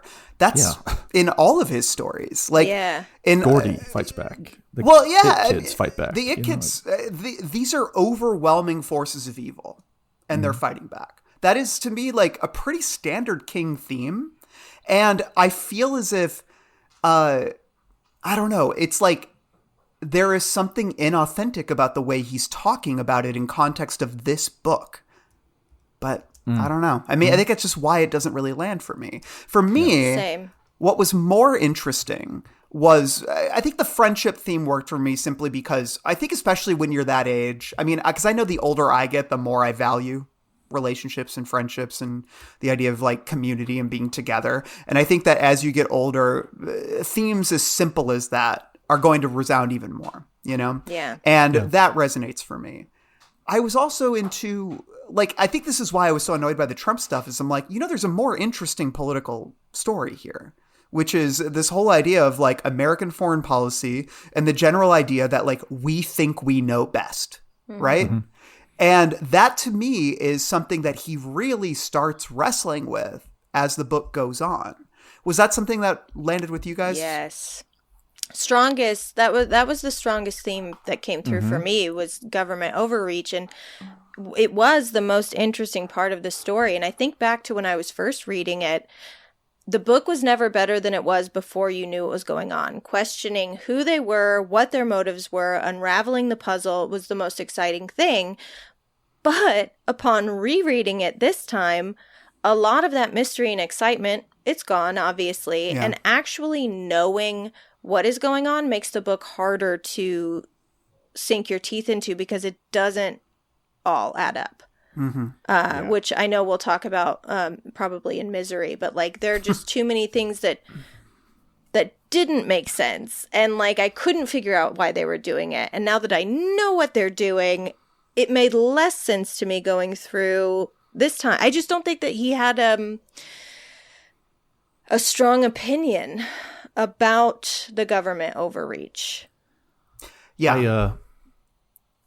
I would agree in terms, I thought that the whole idea of, I think Smith says at the end, but it's the death of thousands of children to save billions of children. Like, I really love that idea and that kind of moral quandary a lot, actually. I wish that they had just said, kind of say this is just fact. I don't like that it was undercut by Luke saying, well, actually, with precogs, you can only guess things out a certain way. I really wish that they just stuck with that. Guess what? This actually does work, but at what cost? That to me is much more interesting than actually oh, this has been a waste of time. I agree. I think what's complicated there, and I agree, I didn't need Luke to say that. I didn't need sort of like us to land at this idea of, killing kids is bad because, for something we don't know to be true. I think, Justin, you and I talked about this, but did you guys all think of Minority Report? Like in Totally. that file Yeah. going? How could you not? Yeah. They literally say precogs at some They point. literally, right? yeah. Exactly. So I think, go ahead, Fleer. Oh no, I was gonna say like it's like the Charlie or the trolley problem, right? The classic thought puzzle of like, do you pull the track? Is it better to save one or several? But because they start to get into like for government overreach when they talk about like the Nazis and the Third Reich, I think that's a good example. And I liked how they're like, no, these are now popping up. Every country has their own collection, and I would have liked to have seen almost like the countries warring with each other a little bit more rather than it just being referenced. Cause like they talk about, when the revolution happens, it spreads all over, but it kind of was like the end of Independence Day where it's like, oh, the Americans have found a way. And then you just see all these like foreign locations having defeated the ship. But it's like, I would like to have seen that fight. I would have either they're competing with the Korean psychics and then they decide now it's better if we all unite just as the children are, uniting like individually. To have these groups unite would have been very satisfying for me to, read about. Yeah. I just think that sometimes I love ambiguity in a lot of my stories, but I think sometimes a story does work better with certainty. And I think for me, this eerie certainty that this does work is much more interesting than maybe it doesn't. Yeah. Yeah. Well, there's like, go ahead. All I was going to say was, I think that there is this, I think like what I go back to is that general idea of like, we know best. Like, I mean, obviously you think about Dead Zone, right? Because Dead Zone is also kind of explicitly interwoven into that endpoint. And I mean, if I thought there was going to be a connection to another book, I thought maybe when he's talking about precogs, nuclear war, I was like, oh, is this going to be like a Johnny Smith? They're going to reference Johnny Smith or something. Yeah, is he the guy that's pushing the butt? Yeah, like it was a fun sort of connection that is unspoken in this book. But I think just that general notion of like, we live in such fear that someone is going to press the button on the big red button that will send a nuke into the air. We live in such fear of that. Is it worth killing a bunch of people using unreliable data to kill in advance because they might push that button? Like, that is such a good, meaty question that does have a lot of ambiguity to it. And I think I think that's something that is especially resonant with King's generation because they grew up fearing nuclear war. Yeah, they grew up hiding under their desk. Yes. Yeah. Can I say that movie? I just saw Soderbergh's new movie, Black Bag, and it explores some of those themes. It was really good. I really want to see that. Yeah. But I like a parallel to, like, do you guys know what Stuxnet is? No. Rings a bell. It was a computer virus that the USA engineered to put into Iranian like nuclear development. But there's this little like virus you had to manually put it in, so they had to have a guy like sneak this virus in, and it like hid within the system and would just go around and bounce and cause all kinds of chaos on its own, like independent, like so stuff like that, like this kind of intrigue and not necessarily spy, but we already have these like kind of weird government agencies. Why not again explore more of that, like the combat between the countries? I just feel like by focusing just on this institute, we missed out on what would have been kind of like, I would have said remove the Tim story and just have it as the kids, Luke, and have them interact with the other ones. That would have been more compelling of a read for me, I think. Yeah. Interesting. Let's talk about the institute itself. Did you find it an imposing setting? How about the tests, Justin? Okay, I'll start with the setting itself. I had to go back and reread it, especially after finishing the book, and I was really thinking about this. This institute's been around for almost 70 years. I think they said it was founded like in the 50s. Nobody's heard about this thing. There are multiple institutes around the world. The world. Security has got to be so tight. And you're telling me that one night, Luke walked to a gate, dug a hole, and left, and just cut off the thing off his ear and left it behind. You're telling me that nobody in 70 years thought of doing that? And the fact that that's one part of it, but then the greater thing is all of the terrors they leave behind. They kill these kids' parents to not leave a trail, so people will lose interest in these kids. Why are there not cameras set up all over the place? Why isn't there a brick wall? I just could not believe that it was that simple, that this kid just dug a hole under a gate and left. Sometimes you got to move the story along. Yeah, but I mean, you can't set up that this is such a... I have a lot of thoughts on this, I mean, but that was Ashley, wild. go ahead. No, because like I do like the setting.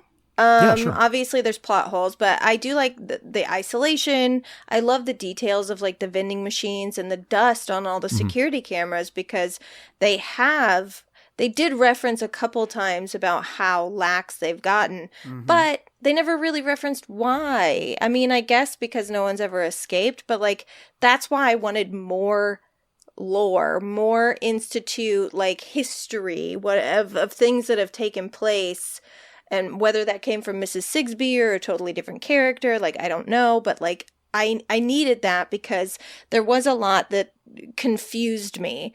But the tests themselves were really horrific, you know, bringing these children to a point where they have near-death experiences in order to like open up their psychokinetic powers. Awesome. Right. Love it.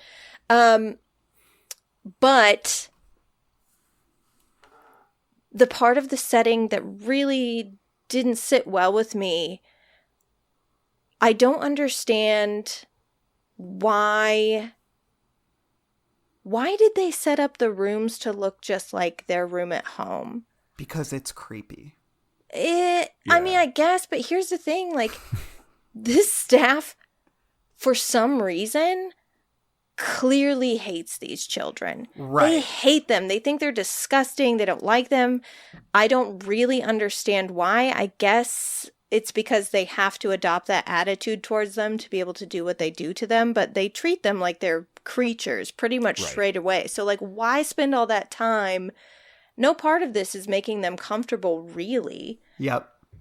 So That's why the spend all the confusion. time and the money and the effort to make their rooms look there was just too much. There was too many questions like that where I was like, I don't know if I need more exposition or if I need this book to just not exist. In addition to that, and to what I was talking about, they also have people paid up and down the coast, maybe even the country. Yeah. That on the off chance that a kid breaks out, they will happen to run into them. Especially in Dupree, Yumi and Dupree, whatever it's called. The chance of that small town that was having a little somebody far-fetched. there running. So this is what I'm talking about. It is still too elaborate an organization to allow me to just forgive this easy escape, and with the person who wrote The Escape of Andy Dufresne. And just have this kid just sneak out at night, and I just couldn't believe how easy it was for him to leave. I want to circle back to that. First, though, I want to say, Ashley, I agree. I think that there is a disconnect between... I think that the idea of the rooms being the same but with no window is an early draft idea that King had, and he said, that's cool. That's creepy, and that's unnerving, and it helps set the stage. It is. Unfortunately, if the whole point of that is to make them feel more comfortable and more at ease so they can better use their powers, then why are you beating the shit out of these kids every chance you get? Exactly. That is the disconnect, right? If you why don't they treat them like kings and then maybe they beat them in the back half or something, right? Wouldn't it be creepier if they were super nice to the kids? Completely agree. Yeah, and I think, I guess the parallel, obviously it's about control. Like, they're easier to control if they're docile. But I think when they talk about, like, Nazi Germany, that really parallels it. Because, like, the guy even says, like, oh, well, good things came out of it, like penicillin and antibiotic and this and that. So there are some zealots who did believe they were doing good work. But ultimately, like, any kind of, like, prison experiment that you do, like, you start to resent and very quickly create an us and them category. So I can see the staff eventually hating the kids. It's probably easier, too, to not make emotional ties when you know how they're going to end up, right? It's just easier to, like, not see them as anything more than a number. But it just doesn't come across on page quite as well. Because, like, you think about, like, the tokens, is like, you get a beating or a token. So it's the carrot or stick. Yep. It's just, in this place, instead of a carrot, it's a cigarette, which is, again, an inherently addictive thing. So it's makes the children easier to control, right? I know we're not here to also be like, well, this is what the book could have been. That defeats the whole purpose. But at the same time, there's an allusion to Pleasure Island in this book. They talk about that for a moment. I thought there is probably a more interesting book where they think that this is actually like a paradise almost. And so you learn what's really going on in the back half or whatever. Yeah. But again, that's not what this book is. But I'm just saying there's maybe something there. All of this is pointing to the last thing I want to talk about in this section, which it actually pivots off what you said, Fligger, and what you said, Justin, which is the idea that things are not operating as they should be here. I think that I agree that the idea that he could just escape under the fence is too easy. At the same time, this whole theme is something that King has been playing with since The Stand, which is the idea that evil organizations,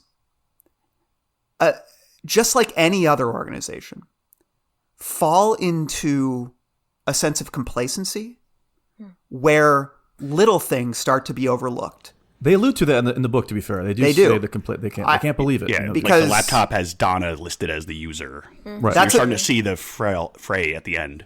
And then there's like, I have a quote here where it's basically like, some of it is, Mrs. Sigsbee says, some of it's her own fault. In the early days of Mrs. Sigsbee's tour, the camera housings would never have been dusty. She never would have left her office without her walkie. In those days, she would have known a lot more about the woman she was paying to snitch on the residents. She thought about entropy, the tendency to coast when things were going well, to assume. And then this brings up the stringers that you mentioned. They had stringers all over the country. They had a private jet on call. The staff was well paid, and their various jobs came with all the bennies. Yet this facility more and more resembled a dollar store and a strip mall on the verge of abandonment. It was mad. Things had to change. Things would change. I feel like this is in many ways very much about corporate America. The richer and more successful things get sometimes, the more rich the people who run things make themselves, the easier it is, or the less they pay the people who work the shitty jobs. That's when things start to fall apart. Yeah. Is because you're not taking care of the little things, and that accumulates. It adds up. This is what happens in The Stand in Vegas. They talk about this a lot, which is that, like Lloyd says, he goes, things are not going well because we're not taking care of the little things. Little stuff is slipping through the cracks. We see this in Dreamcatcher too. And even in It, like the whole idea, like they kind of toy with this idea that like Pennywise is not as good as he used to be at killing kids, basically. Well, that's the whole other story we'll get into, I'm sure, with the characters. But I think I would have liked there to have been a little bit more of Luke noticed there were no cameras for days on end. Or Luke heard from Maureen that this is what's going on, that the place is falling apart. People never try, but you should try it. I think you can get away with it. Yeah. He just seemed to just go there and be like, okay, I'm going to get out this way. I'm going to follow the woods. I'm going to go to the woods. Like there was just it wasn't earned in a way in terms of a narrative that was satisfying to me, like at all. It was just it still seemed too easy. That was I understand if that's the point I understand it to a point, but it's not very entertaining, I guess. Sure. It's hard for me to believe it when, again, like all these other things that they've got at their hands, but it just seemed too easy, and there's so many facilities, and nobody's done this. I don't know. That was a complaint I saw a couple times in my Reddit perusing, where it was like, I knew everything that was going to happen based on the synopsis. And that's a bummer.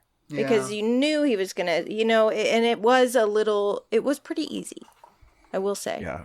But although, suspenseful, but easy.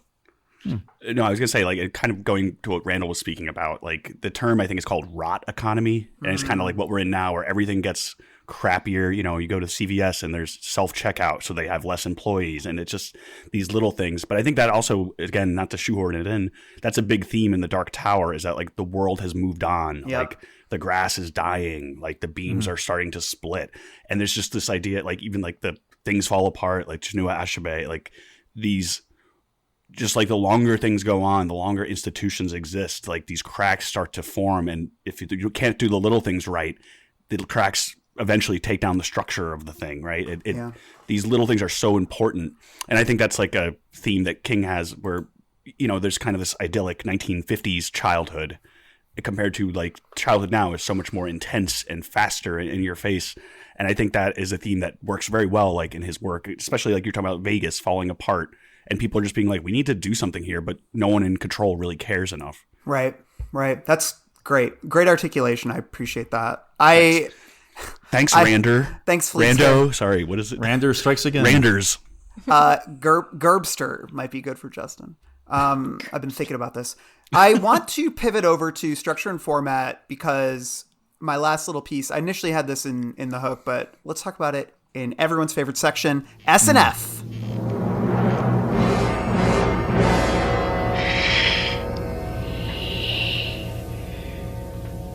Look at me.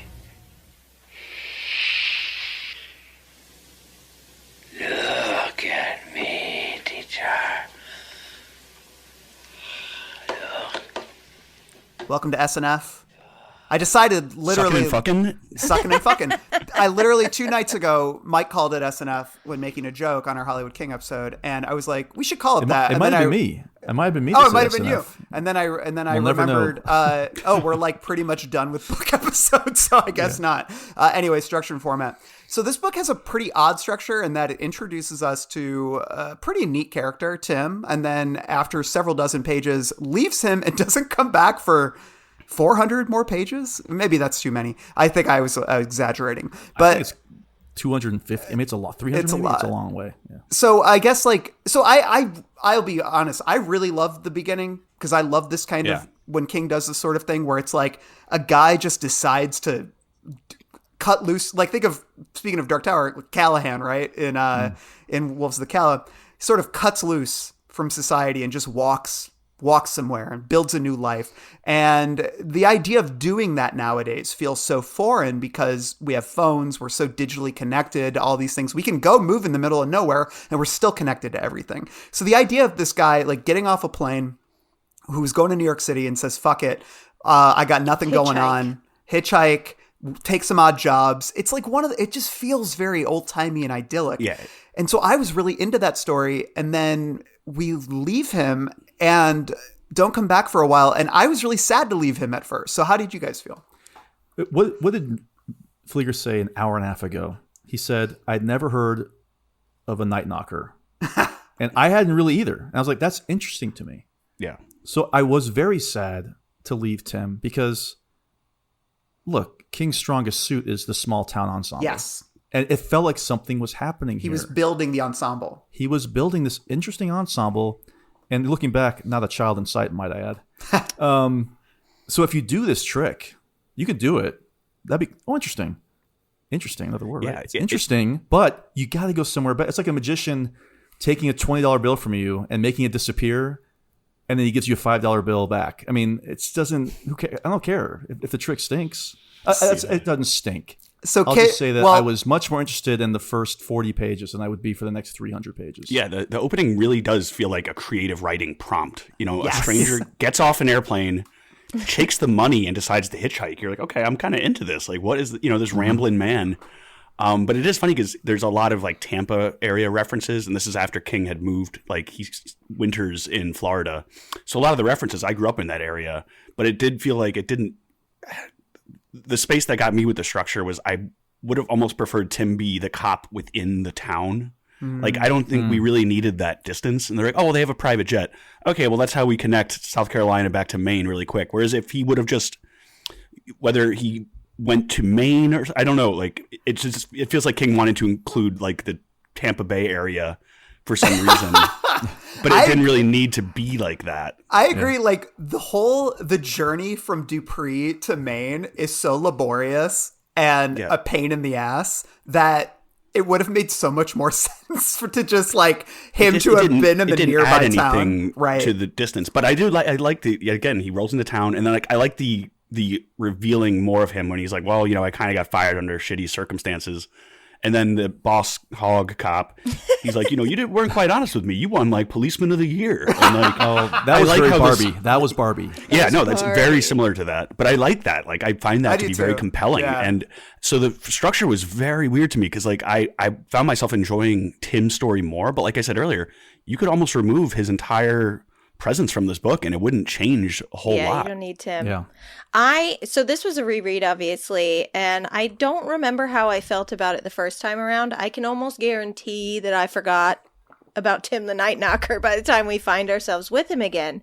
But this time I knew that it was coming back to him. So I paid closer attention to what that was all about.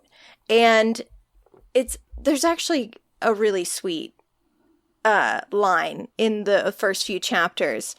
A little bit of foreshadowing, actually. He decides to head to Dupree, and he says, "Great events turn on small hinges." Yeah. And then at the end of the book, we find out the lisping man calls the targets for assassination hinges because he says that they are the pivot points on which the door of human extinction may turn. So comparing Tim's seemingly inconsequential decision to stay in Dupree to the precogs envisioning a future that's sometimes 20 years away, and how many tiny little decisions we make in 20 years' time that could change the outcome and the events of the future, I think is all really great stuff. I don't think it's punctuated enough, though, because I didn't really notice that on my first or my second read. That was when I was going back and like trying to like re-envision themes of the book. So I think it needs a little bit of punching up there. That happens in like on page 35, and then Smith shows up 500 pages later. Right. Yeah. So you've kind of forgotten almost about that whole. Oh, you're like, oh, that's right. He was on an airplane and he took the money. Like you forget about that because so much has happened in the interim. What you experienced on your first read, Ashley, is exactly what King intended. He said in that interview with Joe Hill, we're chatting with Joe Hill, he said, the first part of the Institute is called the Night Knocker and the second part is called the Smart Kid. I started with the Smart Kid and I changed the order around later on. I thought, well, I'm going to start with Tim, the Night Knocker. And if my story's good enough, you'll forget all about him until he returns to the story 400 pages later and you'll think, oh my God, there he is, my old friend Tim. The funny thing is I forgot to include this quote, so I don't have it exactly with me, but King kind of like makes a comment where he's like, I don't know, did it work? He goes, it sounded good at the time, is what he says. And I'll tell you right now, here's the problem. I didn't forget about Tim. Yeah. I kept asking, where is Tim? Where's For like 300, 400 pages. Where's Poochie? Tim shows up, backwards cap, sunglasses, and a skateboard. Tim died on the way to his home planet. Yeah. And So Gerber, I think you said it. Like, he could have just been a small town cop in Dupree. Yeah. Like, we really didn't need that. I do like it because of that sort of idea of that tiny little decision that he made on a whim, putting him in the right place at the right time. But again, it's not a very strong theme, I don't think. Yeah. I want to talk more about Tim in Heroes and Villains, so I'm going to send us there now. I'm going to have to kill this fucking clown. Welcome to the Losers Club, asshole! All right, here we talk about the characters. I want to start with Tim since we're talking about him. I really love this character at first. I was so intrigued when I thought he was the protagonist, right? Yeah. When we come back to him later, I feel as if a lot of the mystique, even the melancholy, a lot of what is neat about Tim, the sense of discovery he's having in this town, I feel like by the time we come back to him, he kind of just becomes an all-purpose hero. He loses... Barbie. Yeah, he becomes Barbie. I put Barbie in my notes. Yeah. What his name is. Not Jim Barbie. What's his name again? It's Dale. Barbara. Dale Dale goes by Barbara. Barbie and Under the Dome anyway. It seems like when you get back to him, it seems like he's lived there for like 5 years. Yeah. Yeah. How long there's has a it romance, been? A year? like a budding romance where I'm like, wait, because you're like, this is the first time I told her I loved her. And I'm like, I didn't fully buy into that. Only months. Because they said he was going to become a deputy by the end of the year, I think. Yeah. And they said they allude to the timeline being similar to Luke's at either the end of Tim's chapter or the beginning of Luke's. Like sometime around that, this was going on with Luke or something would happen in a couple months that would change things. Wow, There's yeah. some foreshadowing. I thought it was like going the on. next year. How long do you think this book takes place over? What period of time? I would have guessed like 4 months. Yeah, a couple honestly. months. Yeah. That's why I was like 4 or 5 months seems fitting, but I never was quite clear on that. Yeah. But Tim seems I like don't he's so know established. because Luke was only at the Institute for couple weeks or months. It was at least more than a month because he talks about how he was there longer like he was in front half longer than most kids. So I'm pretty sure it was like fair. a little over a month probably. So yeah, like I feel like I agree.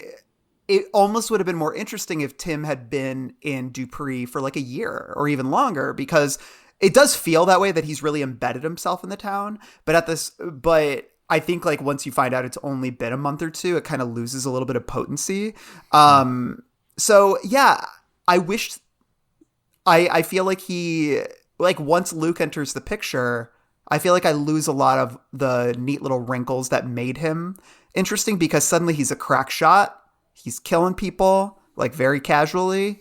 He's wheeling and dealing on the phone with government bigwigs. He's got all these plans, and I'm like, yeah, it's nice to have a hero. He's like, he's not a bad character. He's just like kind of like a rote, standard hero, you know? Yeah. Barbie. Yeah. Any other thoughts on Tim? I really missed him for a long time there. I think that trick that King tries to pull backfired. I really did. How did you feel when you came back to him? Well, I was excited. I was like, "It's Tim." They call him something. They call him like the something man for a minute. It's the Timster, the Jameson stir. But like Randall said, though, you're kind of just the wheel starts spinning a bit with the big. When are they going to find them? They're on their way. They're not there yet. They're on their way. That was very Dreamcatcher to me. Yes, I agree with that. The whole final section, and King even talked about this, I believe, in the Joe Hill interview, about how there's parts of writing that are work. You know, they're not fun, and there's a lot of like not pulling that you have to do. And he specifically mentioned that whole section, basically from when they have to get Miss Sigsbee from Dupree back to the Institute, and they have to take a private jet, and there's all the like, oh, is somebody going to kill us? Is somebody going to... Tim's on, you got this 11-year-old kid on the fucking phone with adults like wheeling and dealing. It's just stuff. It's so much going. And then they're all just like, well, actually, we're not going to do the thing we say we're going to do, and all this other stuff. You can feel the narrative sweating going on. Yeah. Like there's a sweatiness to it. And that's same with Dreamcatcher, the last third. And it's like, just get there already, It was almost like, you read Dickens and he'd have like a certain page count for his stories. It sort of feel like that with this, like they were going to come after King. Yeah. Okay, Luke. Let's talk about Luke. Ashley, do you like Luke? He's all right. Yeah. Luke's all right. He's sweet. I loved the idea of our protagonist not being especially gifted on the TK side. Just incredibly intelligent. And there wasn't really a moment where I doubted he could orchestrate his escape, because he was extremely all he needed was Avery to come in to be his sort of like secret communicator. So I do like how much time we spent explaining how intelligent this child was, to make that even remotely believable once we got there. I don't know. Like you said earlier, he's no Richie Tozier. He's no Bill. There's not too much to write home about, I don't think, with Luke. Yeah, he kind of reminds me of Ender Wiggin from Ender's Game. Just like kind of this like strategic genius child that is then manipulated, for the government's means. Because like toward the end, he kind of orchestrates everything that's going on. And yeah, the whole... Tim is even like, it's kind of weird to let a kid do this, but he's like, I could tell this kid is like very bright and has some gift to him. But yeah, I don't really have a whole lot to add to Luke that we haven't already discussed. See, that speaks to my issue with him. Yeah, which is he acts like an adult, except for when he needs to act like a kid. He's written like an adult. And King sort of uses the fact that he's hyper intelligent to allow him to operate like a standard adult character. And that to me is kind of a betrayal of the character, and it makes him less interesting. He only gets to be a kid sometimes. There are a couple moments where, like, especially earlier in the book, I think once we hit the final stretch, I don't see any child in him. But in the early going, when he's first in the Institute, there are moments where, like when he talks to Maureen about Tony slapping him, and he feels very shocked and very upset by it. That to me was like, or he feels like betrayed by Tony, because I think he thought Tony was like one of the nicer ones, So that to me is when I was most drawn to him, where I'm like, oh, you have this hyper intellect, but you are vulnerable and tender and delicate like a child. But we lose that as the story goes on because King needs him to be this orchestrator of wheels, deals, thrills, chills, all these things. He needs to serve so many purposes as a protagonist that just the idea of him being... Because like I feel like he does this a little bit with Danny in The Shining. I remember us talking about this in our episode, is that Danny in many ways is wise beyond his years in that book. But in that book, I feel like we never forget that he is a child. And perhaps that's because he doesn't need to do the same amount of narrative, like heavy lifting as Luke does. Well, maybe Luke lost a lot of his childhood. True. In this experience. Was there ever a moment where he fucked up? No. Yeah. Not that I remember. And that's a problem too. Here's the other thing about on the Danny part of it, where yes, he does have the hyper intelligence. I did think about like the whole wise beyond his year situation, but I found it was more forgiving in the early going because he wasn't interacting with any other kids. You just saw him brief interactions with his parents. So I just figured, okay, this kid is extremely smart. He's not on the same wavelength as other 12, 13, 14. I can't remember how old he is in this book. Again, 12. 12. He's 12 years old. The problem is, and this is a problem that you don't have to worry about in The Shining because Danny does not really encounter any other children, Tony notwithstanding, is that the other kids in the Institute seem to be on the same wavelength as he is in terms of like how they talk and how they interact with each other. Again, oftentimes wise beyond their years or as though they time travel from another decade. And that's where the cracks start to show for Luke. Yeah. And we'll talk about some more of like the references in Misery, I'm sure. But it's not like I dislike the character or anything like that. No. It just doesn't really stand up amongst the best or the better main protagonists. And I'm not just talking about the state. Of the other kids, who worked for you the most? I thought it would be Kalisha, but she kind of disappears too. Yeah. I guess you would say Avery, right? I mean, he works for me the most. Yeah. Because Avery he has an cute. arc, as I mentioned earlier. Yeah. He's the one who seems most insecure, most lost, most like he doesn't have the smarts that Luke has. He doesn't have the savvy that someone like Nikki has. He's very vulnerable and he's bullied too. And so he's the one who, and then he sort of finds himself, he finds confidence by accessing his powers. That to me is an arc. It's something I can get on board with. I think that's the problem with someone like Kalisha, who I don't think is a bad character, but I don't feel like her arc is as strong. And I also feel as if she's the character I most see the disconnect between King writing a 100%. good child character, which I feel like is more generational than anything. Like, right. Although I think the fact that he's writing a young black girl also, it's not his talent, I don't think, understandably. She's a sweet character. I think she has a lot of nice moments in the book, but she's not a character who I ever felt was on a real journey. Mm-hmm. I thought we were going to lose Kalisha. I was certain she was going to die. Certain. So when she didn't, it was a surprise. Avery was I loved him. I kept picturing baby Luke from the Haunting of Hill House TV show. And like the whole time I was listening, I was like, if anyone touches a hair on Avery's head, I swan to John, I'm going to lose my mind. So for him to sacrifice himself, I was surprised at how strong of a emotional reaction I had to that because I was sort of wishy-washy on most of the book. Losing Avery was tough. That was a hard one. Yeah. I agree. I mean, Avery seems like the only person who had like a real character journey besides Luke. Yeah, that's what I'm saying. And the other kids don't really do nothing really. I guess Nikki's a little sweeter at the end. And who's George? Who's George? George, who is he? He keeps getting brought up. But yeah, Kalisha is kind of a flawless character. Yep. Right? Yeah. She does the initial meet and greet. She kind of fills in the exposition, gives him a kiss, cares for others, kind of not a whole lot of journey. Kind of starts as a hero, ends as a hero. Yeah. Yeah. Any kids resonate with you, Flieger? Not especially. As a total genius, as a 12-year-old, no, I like seeing like the smart kid thing though, because like I felt like I was a pretty smart kid, So like there is like an alienation that you experience with that, that I think they got across a little bit.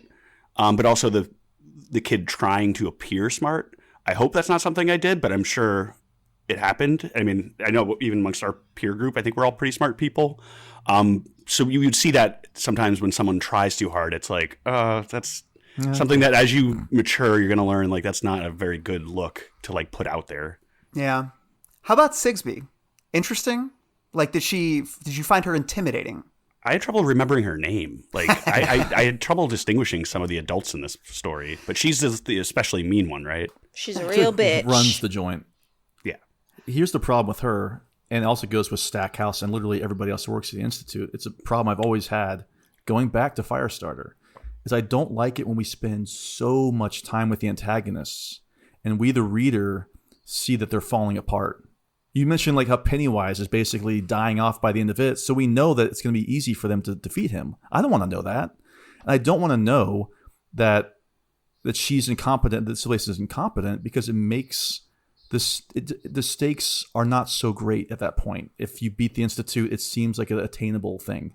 Like, I was not surprised that the inept, panicked Stackhouse blew it at the end. Or Mrs. Sigsbee blew it at the end. Like, there was no intimidation by the time the climax hit. Yeah, these are great archetypes in my mind. Yeah. But it's almost as if King just won't let them be evil enough. And I know that sounds crazy because they are willing to kill a bunch of children, but they're always hand-wringing, and they're always like, there's just like a level of vulnerability to them that I didn't think served the characters.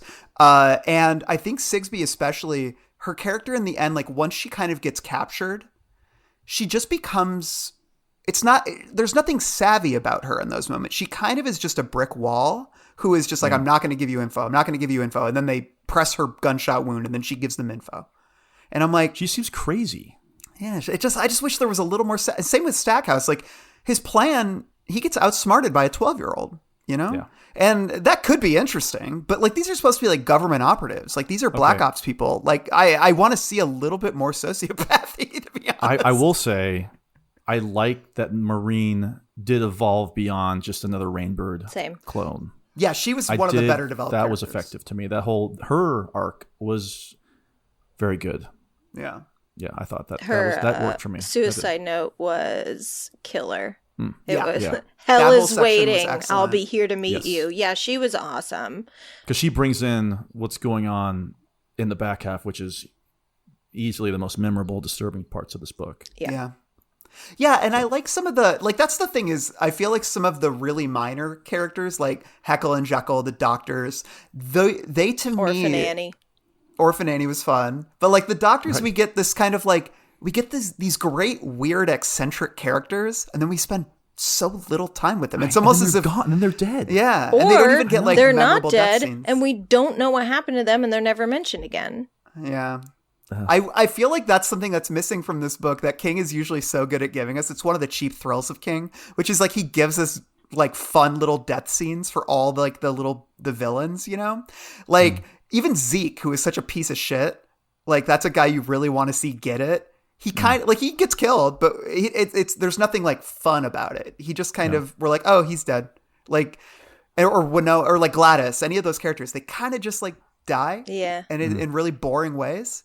I'm just like, King, give us the bloody, like, give us the I don't know, like, give us the dirty shit.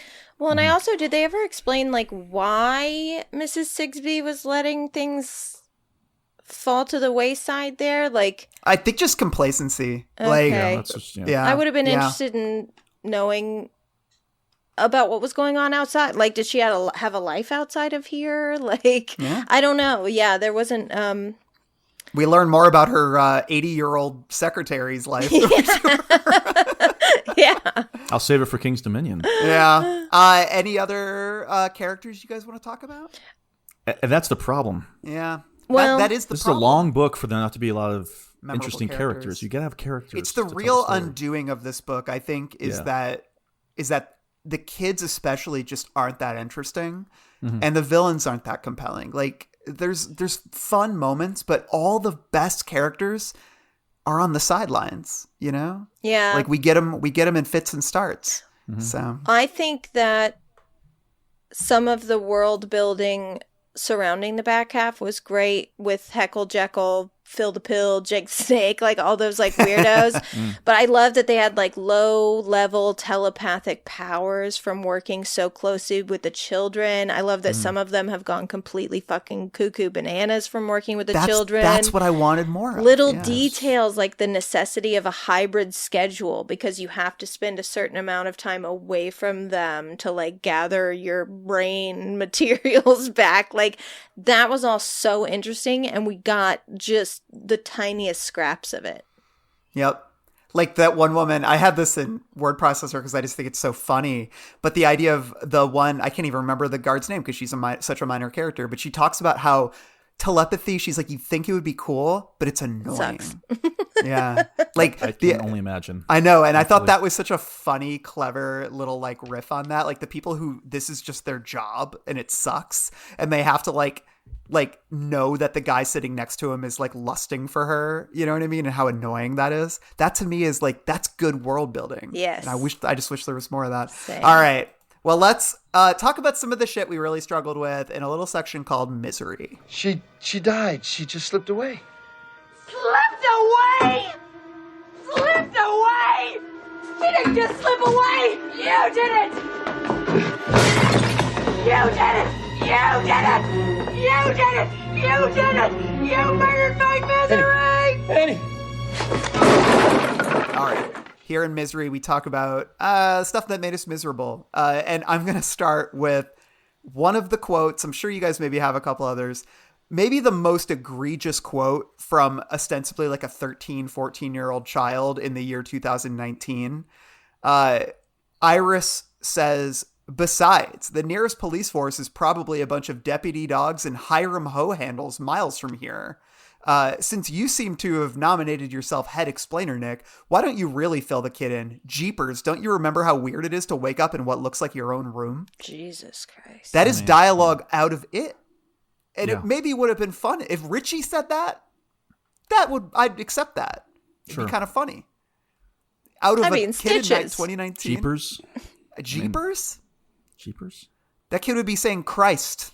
That kid would be saying, for fuck's sake. Every time I would read dialogue like that, I've got a couple of myself, I always think about the Buscemi meme of him in the backwards hat. And hey, where you know. Youths. Hello, fellow kids. Yeah, hello, fellow kids. I really just, this place is bad. No cap. Bet. Ashley, that's the tea. What's the misery that you have? The biggest misery that I had, we kind of already talked about. Like, why give them computers? What was it? Why did they give them computers? So they could look at porn. I mean,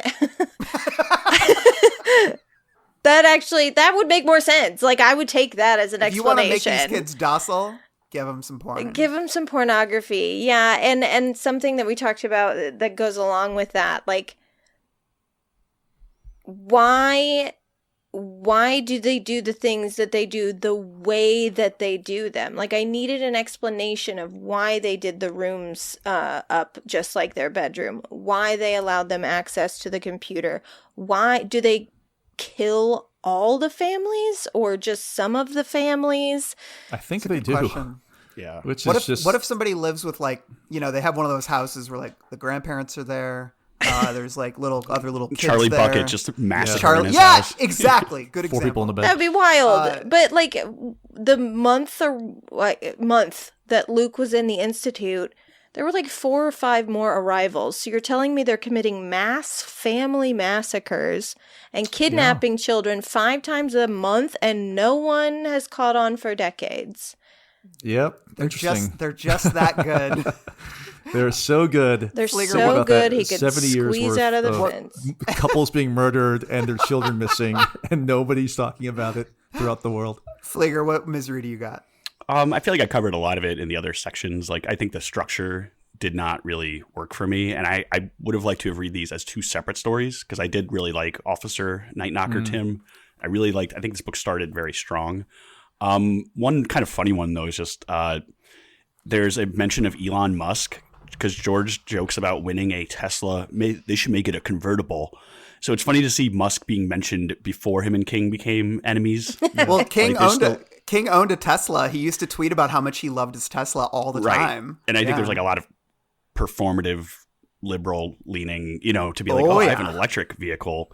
But I thought that was funny. And also like the Kanye mention where it's just like, these are like, who would have known that like the path these people would go on just from the 5 years that this book came out. Hello, fellow kids. Yeah. True. Justin. I mentioned earlier, I understand the whole point of, these organizations becoming complacent, but I just not satisfying from a narrative standpoint to have him just escape that easy. I still can't believe it. And that kind of ties into the whole internet thing. None of these kids over 70 years throughout the world figured out how to hack their internet until Luke showed up. I mean, I don't know. Suspend your disbelief, sir. I would love to if they weren't trying to make it so believable, and that's the failure. I think I mentioned this to you. One of the kids refers to Avery as "quote unquote" little Kreskin. That was the craziest reference. And I was like, maybe there's another Kreskin they're talking about, but no, they're referencing a mentalist who was like on like The Tonight Show with Johnny Carson in the 70s. The only reason that nobody's talked about in 50 years. The only reason I knew who Kreskin was because they used to mention him in the Fudge books, the Judy Blume books. Oh, yeah. And I remember when I was a little kid being like, 70s, who 80s. Is that? And asking my parents. And they had to like tell me who he was. So I don't know if a kid in 2019 is going to be dropping random Kreskin references. Here's another quote. If you wet your pants, you must take a chance and dance to France. I'm sorry. Classic. In the 50s. Yeah. Yeah, in the 50s. 100%. I've got some minor ones. Yeah, let's go. I think this is where the Turner Classic Movies obsession begins. I did notice the reference to like the lineup and talking about how good it was. Yeah. I think this is the origin story. Which peaks, of course, in Fairy Tale. I will. Incredible TCM. For fans of the last, I don't know, several like latter period King, where I've been detailing all the TV shows that are mentioned, I will be doing that near the end of the episode. I can't wait. I have a very long list. He is so TV pilled, it's ridiculous. Okay. I've got a few here. Oh, yeah. 503, Tim puts on his backwards cap and he says, I'm an Eminem fan. Okay. To say that he's like hip with a backwards hat. It's just real old man writing right there. Yeah. Real old man. Oh, this one was funny. On page 108, they talk about goth losers. Like, it almost feels personal, like King doesn't like goth people. And he calls like goth kids losers, but then he makes some joke about them going to a Pantera show.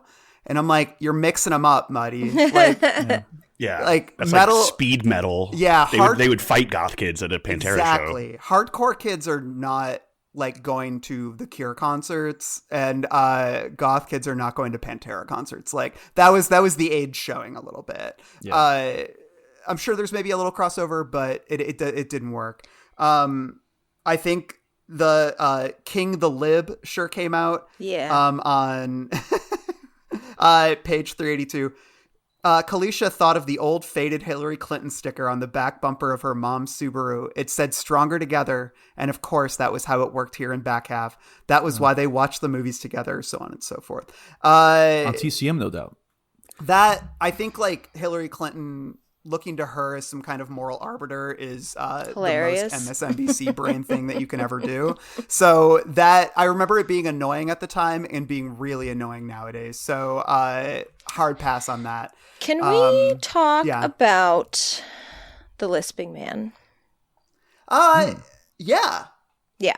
Let's go. Well, what a letdown.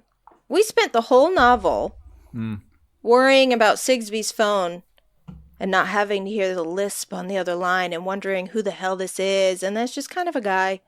It's just a guy. And I'm also not 100% sure why he showed up at the end and told Tim. It was almost like those those scenes in the movie where the villain like tells the hero his whole plan right before he does it so he can get foiled.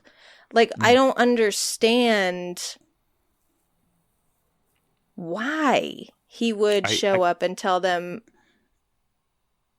all of this. Everything. Yeah, I took it as like kind of a veiled threat.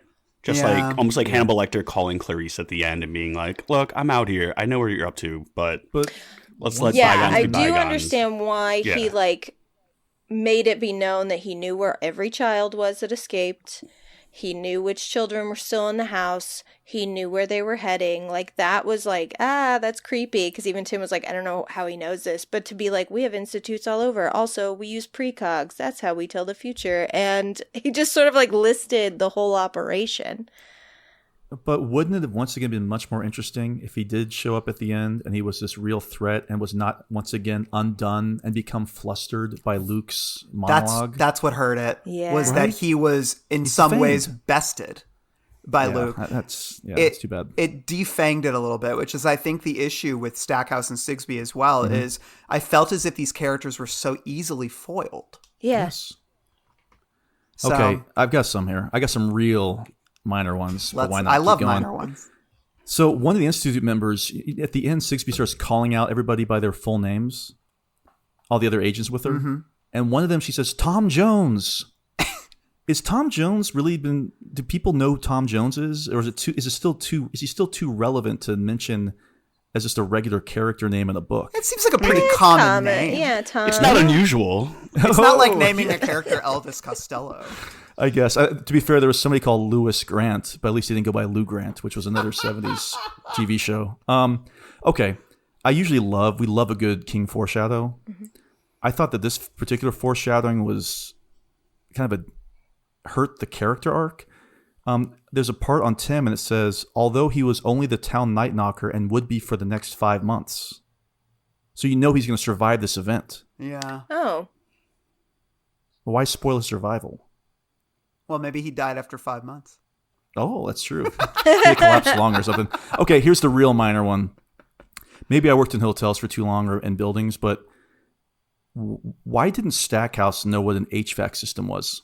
Yeah, that was. Am I crazy, or is that is this a building privilege? Should I assume that building people who privilege. run buildings You have shouldn't building he know privilege. what the HVAC system is if he's like running that building and working out of that building and he knows what guns are. He doesn't know what HVACs that's right. are. Heating, ventilation, and air conditioning, by the way. But anyway, that's all I got really. All right, and everything else I've been kind of talking about for the last couple of hours. Okay, let's move on to some stuff that we actually liked in Word Processor of the Gods. We're gonna make a new rule. Whenever I'm in here, you hear me typing. Whether you don't hear me typing, what the fuck you hear me doing in here, when I'm in here, that means that I am working. That means don't come in. Now, do you think you can handle that? Yeah. Fine. Why don't you start right now and get the fuck out of here? Here in Word Processor of the Gods, we talk about stuff that, I don't know, was sweet, was nice, made us feel good, made us cry, made us laugh. I'll start very early in the book. This is sort of an example of what I loved about the early stuff of Tim, was these sort of like melancholic, serene moments of a man who feels free because he's kind of walked away from everything. This is when he gets to the motel. He's just sitting outside in this new town that he just wandered into. There was a lawn chair outside. The seat sagged and the legs were as rusty as the defective shower head, but it held him. He sat there with his legs stretched, slapping at bugs and watching the sun burn its orange furnace light through the trees. Looking at him made him feel happy and melancholy at the same time. Another nearly endless freight appeared around 8:15, rolling across the state road and past the warehouses on the outskirts of town. That's it. I just thought it was a really lovely little bit of writing. Yeah, I've got something from those first 40 pages. Denton, the character Denton says, "You know, Jameson, this life we think we're living isn't real. It's just a shadow play. And I, for one, will be glad when the lights go out in it. In the dark, all the shadows disappear." Dark, but I still thought I love that. Writing there. I mean, that's like real King small town character writing, you know. Ashley, would you have anything? I do, and we already talked about it, but I have to read it because I just love it. On page 617, Avery. The access tunnel, weakened by years of neglect and the cataclysmic levitation of front half, collapsed, crushing children who were already dying of chlorine poisoning and mental overload. They maintained their circle until the end, and as the roof came down, Avery Dixon had one final thought, both clear and calm. I loved having friends. That's so good. I had that too. I love that little freak. That little fucker. That little freak. Flieger. Oh, Fleekster. got dark. So it's funny because we talked about, I know it upset you, the escape scene, but I think the way it's written is pretty like classic King of like the getting snagged on the fence and just like this sense of urgency that he puts into it is really good. But one quote that I thought was funny is I like when he does kind of like King's like folksy wisdom or like, you know, these like kind of Yankee sayings. So this is in regards to Luke. He was only 12 and understood that his experience in the world was limited. But one thing he was quite sure of: when someone said "trust me," they were usually lying through their teeth. Yeah. Yeah. I feel like that's like a main fortune cookie. Yeah. Love that. Justin. I can't remember who says this, but I have the quote. I think it's to Luke. Debt was a commodity. It was bought and sold, and at some point it had become the center of not just the American economy, but of the world's. And yet it did not really exist. It wasn't a concrete thing like gas or gold or diamonds. It was only an idea, a promise to pay. Yeah, I love that. That's good writing about, you know, the world. Yeah. I think. Effective. Similarly, there was another Avery moment I thought was really lovely. It was just a very Avester. It was like a really small little character moment, but it was like I think the first night that Avery slept in Luke's bed, and it's when you kind of fully realize how much telepathy like he's capable of, or like how good he is at it. And Luke just found out his parents are definitely dead, and he hasn't told anyone. And so Avery says, when Avery came back, Luke turned off the light. Avery snuggled up. It was nice to not be alone. Wonderful, in fact. In his ear, Avery whispered, "I'm sorry about your mama and your daddy, Luke." For a few moments, Luke couldn't speak. That's it. But just that little moment where he's like, hasn't told anyone. He's like suffering inside. And then this little kid like senses it in his head and doesn't have the kind of tact to not say anything. But it actually ends up being really lovely. Just From a the Mouth of beautiful little Babes, moment. Yeah. Flieger, Ashley, any others you want to hit? Some for the quote section I'll hold on to. Cool. I know we were underwhelmed a bit by the lisping man, but I will say when everything ended at the Institute, like after it lifted out of the ground and blah, blah, blah, blah, blah. And we're like, what is going to be the epilogue of this book? Because there was however many pages left. And then when you turn the page and the name of the section is The Lisping Man, I was like, that was like, same. That was a nice, like, oh yeah, I forgot about that character. Is it a little underwhelming? Perhaps. Yeah. But I will say that was just a nice little turn. It's like on It's Always Sunny when they set up like a really good joke when the title pops up, you know, like the gang solves the gas crisis or whatever. But like they always kind of set up the super title with the name of the episode. It's very satisfying. Justin, did you have any others? Just one more. Let's go. It's early on when Luke is talking to his mom. He says, "Mom," she says, "What? Do you think memory is a blessing or a curse?" She didn't have to think about it. God only knew what she was remembering. Both, dear. Yeah. Oh. Nice little King That's moment. it. My last one, I just thought this was very darkly funny, but this was such a great, I think, representation of how our country and our government treats like essential workers. When we go into the back half, specifically like like Gorky Park, where all the kids whose brains have been completely fried have been put before they get killed. And they're just all walking around muttering and shitting themselves. Written on the wall, it says, "A long gutter filled with running water ran alongside one cinder block wall where a stenciled motto read, 'You are saviors.'" Oh God. And I'm like, that reminds me of during like the pandemic when people would, you know, go out and clap on their lawns and then like call some fucking guy to bring them, you know, their McDonald's. Like, Well, to be fair, that was me. It's all right. But it was our duty. It was our duty to use Grubhub. Those people needed their job. Like, but it's like whenever I hear a Democrat talk about anything, it's like, you're our saviors. You also don't get health care. Yeah. Anyways. So, okay, let's move on to our next section. The cemetery. What's the bottom of the truth? Well, sometimes that is better. The person you put up there ain't the person that comes back. It may look like that person, but it ain't that person. Because whatever lives in the ground beyond that cemetery ain't human at all. Okay, here in the cemetery, we talk about creepy stuff. I actually had more than I thought here. Same. What about you guys? Flieger, Justin, did you think it was scary? Yeah, I think Flieger mentioned it earlier. The escape with like the ear hanging off. Oh, the flesh. he said that it. What was it? Chicken The gristle. description was that the first go of it was only half successful, and his entire earlobe was hanging on by some gristle, and I about wrecked my car. That was so gross to me. The word gristle, no. Ugh.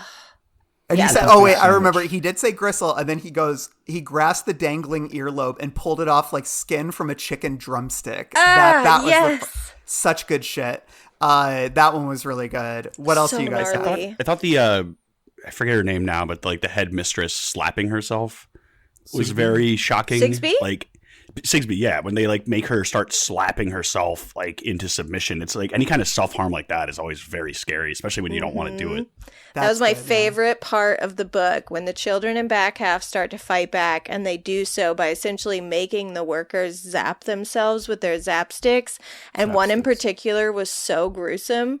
On page 493, his hand swept up, and there was a crackle of electricity as he zapped himself between the eyes. He jerked backwards, legs first splaying out and then coming together in a funky dance floor move, eyes bulging. His mouth dropped open, and he plugged the barrel of his zap stick into it. The crackle of electricity was muffled, but the results were visible. His throat swelled like a bladder.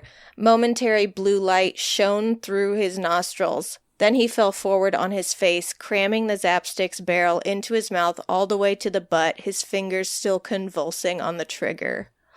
That's the good shit. That's like good King. That's what I needed to happen to like Green Zeke. Mile, electric chair. Mm-hmm. Holy crap. That's what I needed to happen to like a bigger character like Zeke or something. This was to like a Just guy. I don't even guy. know if he I was a know. character in the story, to be honest with you. Was it George? George! No, Maybe no, that he was was a kid. He was one of the kids. Who's Yeah, I'm sorry. George? Who is Who is George? he? Who is he? Okay. I had a couple that were, I think it was the casualness with which the guards like abused the children. Even though like I have kind of issues with the disconnect there, but on page 104, Luke gets slapped the first time, and it says his ears were ringing from the open-handed slap almost before he was aware Tony's right-handed left his hip. Luke staggered back a step and stared at the big man with wide, stunned eyes. His father had paddled him once, gently, for playing with matches when he was 4 or 5, but he had never been slapped in the face before. His cheek was burning, and he still couldn't believe it had happened. Like, it was the quickness of it, because that's happened, you know, stuff like that's happened to me before. It's like very unnerving. And then later, It'd be funny if he had said, before I became a real fire starter, my dad smacked the matches out of my. On page 142, the way Zeke, like, when he has to put the rectal thermometer in, and the way he like casually jokes about raping him, he says, like, oh yay, there's that full moon. Zeke stood in front of him. He had the thermometer in one hand and a jar of Vaseline in the other. He dipped the thermometer in the jar and brought it out. A glob of jelly dangled from the end. To Luke, it looked like the punchline of a dirty joke. See, plenty of lube, won't hurt a bit. Just relax your cheeks and remind yourself that as long as you don't feel both of my hands on you, your backside virginity remains intact. Like, that's such a fucked up thing to say to a 12-year-old. So fucked up. I had rectal thermometers just in general in my cemetery, just because there was something about the description of a couple of the children of the rectal thermometers, and also the way that Luke described the way it made him feel afterwards. It was really disturbing. Obviously, there's a ton of child abuse in this, and it's all horrible. The slapping, zap sticks, fucking waterboarding. It was nuts. But the details of the rectal thermometers were nasty, really unnerving. Yeah. Any other cemetery? I've got like one more. I don't have anything specifically written down, but that initial description of what's going on in the back half with the kids, very seeing it, very gross. I think specifically Maureen walking through is Also, very disturbing. I think the killing of the parents is a pretty crazy because it's so sudden. Like they're asleep and they like put a pillow over their head and just fire into it. Oh, speaking of that, I figured that assassin would have a bigger role later on. She kind of comes back a couple times, but then she's killed immediately. Exactly. Those are the kind of characters I want to see get fucked up. In Old King, they would have. Two other small things from me.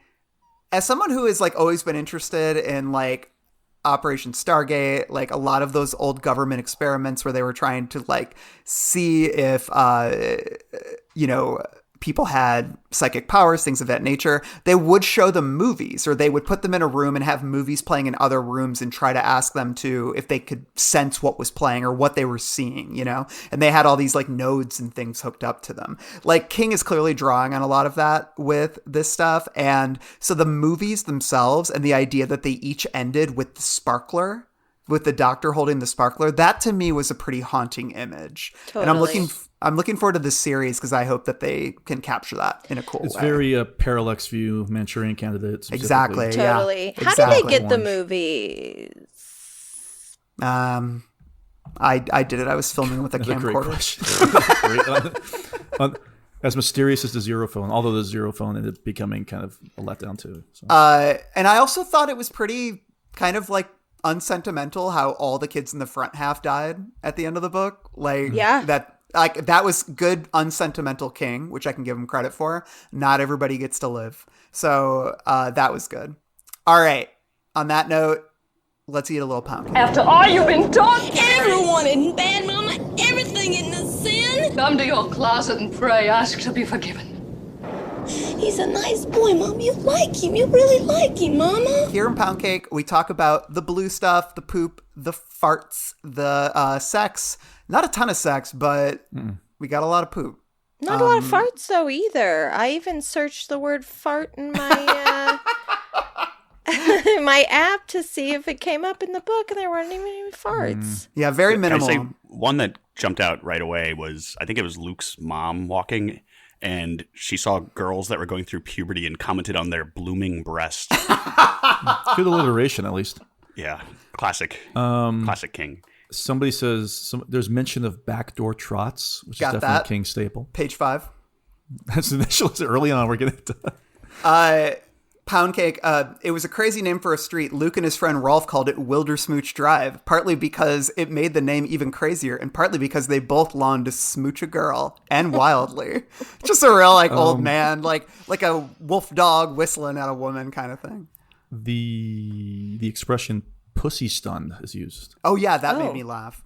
Oh, pussy stunned! Yikes! What? Dinkleballs is used on the phrase page 85. I missed that one. I feel like it's been in other King books. It rang a bell. Page 211.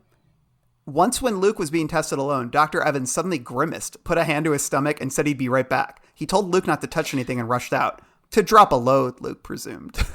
Just the way it's phrased made me laugh. To drop a load, Luke presumed. That man was about to shit his pants. Like, there was no dropping of anything. He had a case of the backdoor trots. The expression snatchola is used as well. Yes. Snatchola is exposed. My favorite one, hold on one second. I'm searching it because, okay, here it is. This is so funny to me. Okay. So Kalisha was sitting on her bed with Avery beside her, his butt on a folded towel. This is after he peed the bed. She was stroking his sweaty hair. He was looking up at her dreamily as if she were Princess Tiana. Helen, that's like a real hey, grandkids, you don't say Cinderella anymore, do you? Helen tossed Luke the clothes. He wasn't expecting it and dropped the underpants, which were imprinted with pictures of Spider-Man in various dynamic poses. I have no interest in seeing that kid's teeny peeny. I'm going back to bed. It's so mean to say about a child. Come on, he's not even gone through puberty yet. This goes in twofold. It's disgusting, one, and two, it goes into that classic era of, not era, but when King has that trope of kids thinking that something they've heard is the funniest thing that they've ever heard, and they fall over, Yeah. So here we go. I don't get it, Avery said. How is getting a thermometer up your butt delightful and delicious? It's delicious if you lick it when it comes out, Luke said, and they were all howling. This is good, Luke. You did it again. Page 75. I just thought this was a weird reference. So the girl spotted them and waved. Kalisha waved back, and before Luke could say anything else, she pushed open the door. Come on, wipe that dopey look off your face and meet the Fockers. Oh, she's saying meet the other kids, but meet the Fockers just seems like such a weird reference. Yeah. I put that in Pound Cake because I didn't know where else to put it, but. I don't know. Meet the Fuckers is just funny. King has also talked about Meet the Fuckers in his EW column, so maybe he's just a big fan of the franchise. Any other pound cake? That's all I got. All right. It's time to walk off that pound cake in a little place we call King's Dominion. There's another world out there. I know there is. All right, here in King's Dominion, we talk about the connections to the larger world of King. Ashley, kick us off, and let's go around round robin style. Okay, it's not exact, but it is very reminiscent of, because I had to go back and look it up, but the painting in Tim's shitty hotel room when he first gets to Dupree, he described it as the room's only picture, an unsettling composition depicting a sailing ship crewed entirely by grinning and possibly homicidal black men, hung crooked. In 1408, there's also a sailing ship full of sailors with maniacal faces, although I did go back and upon reading it, there's no mention of their skin color in 1408, so like maybe, but it made my antenna go up. I was like, I've seen that painting before. I caught that too. That was... Because I found that's one of the creepiest parts of 1408 to me. Yeah, where the paintings change. Yeah, and that really, and even in the movie too, I think it's one of the creepier parts of the movie. And Definitely. So that really resonated with me. Flieger.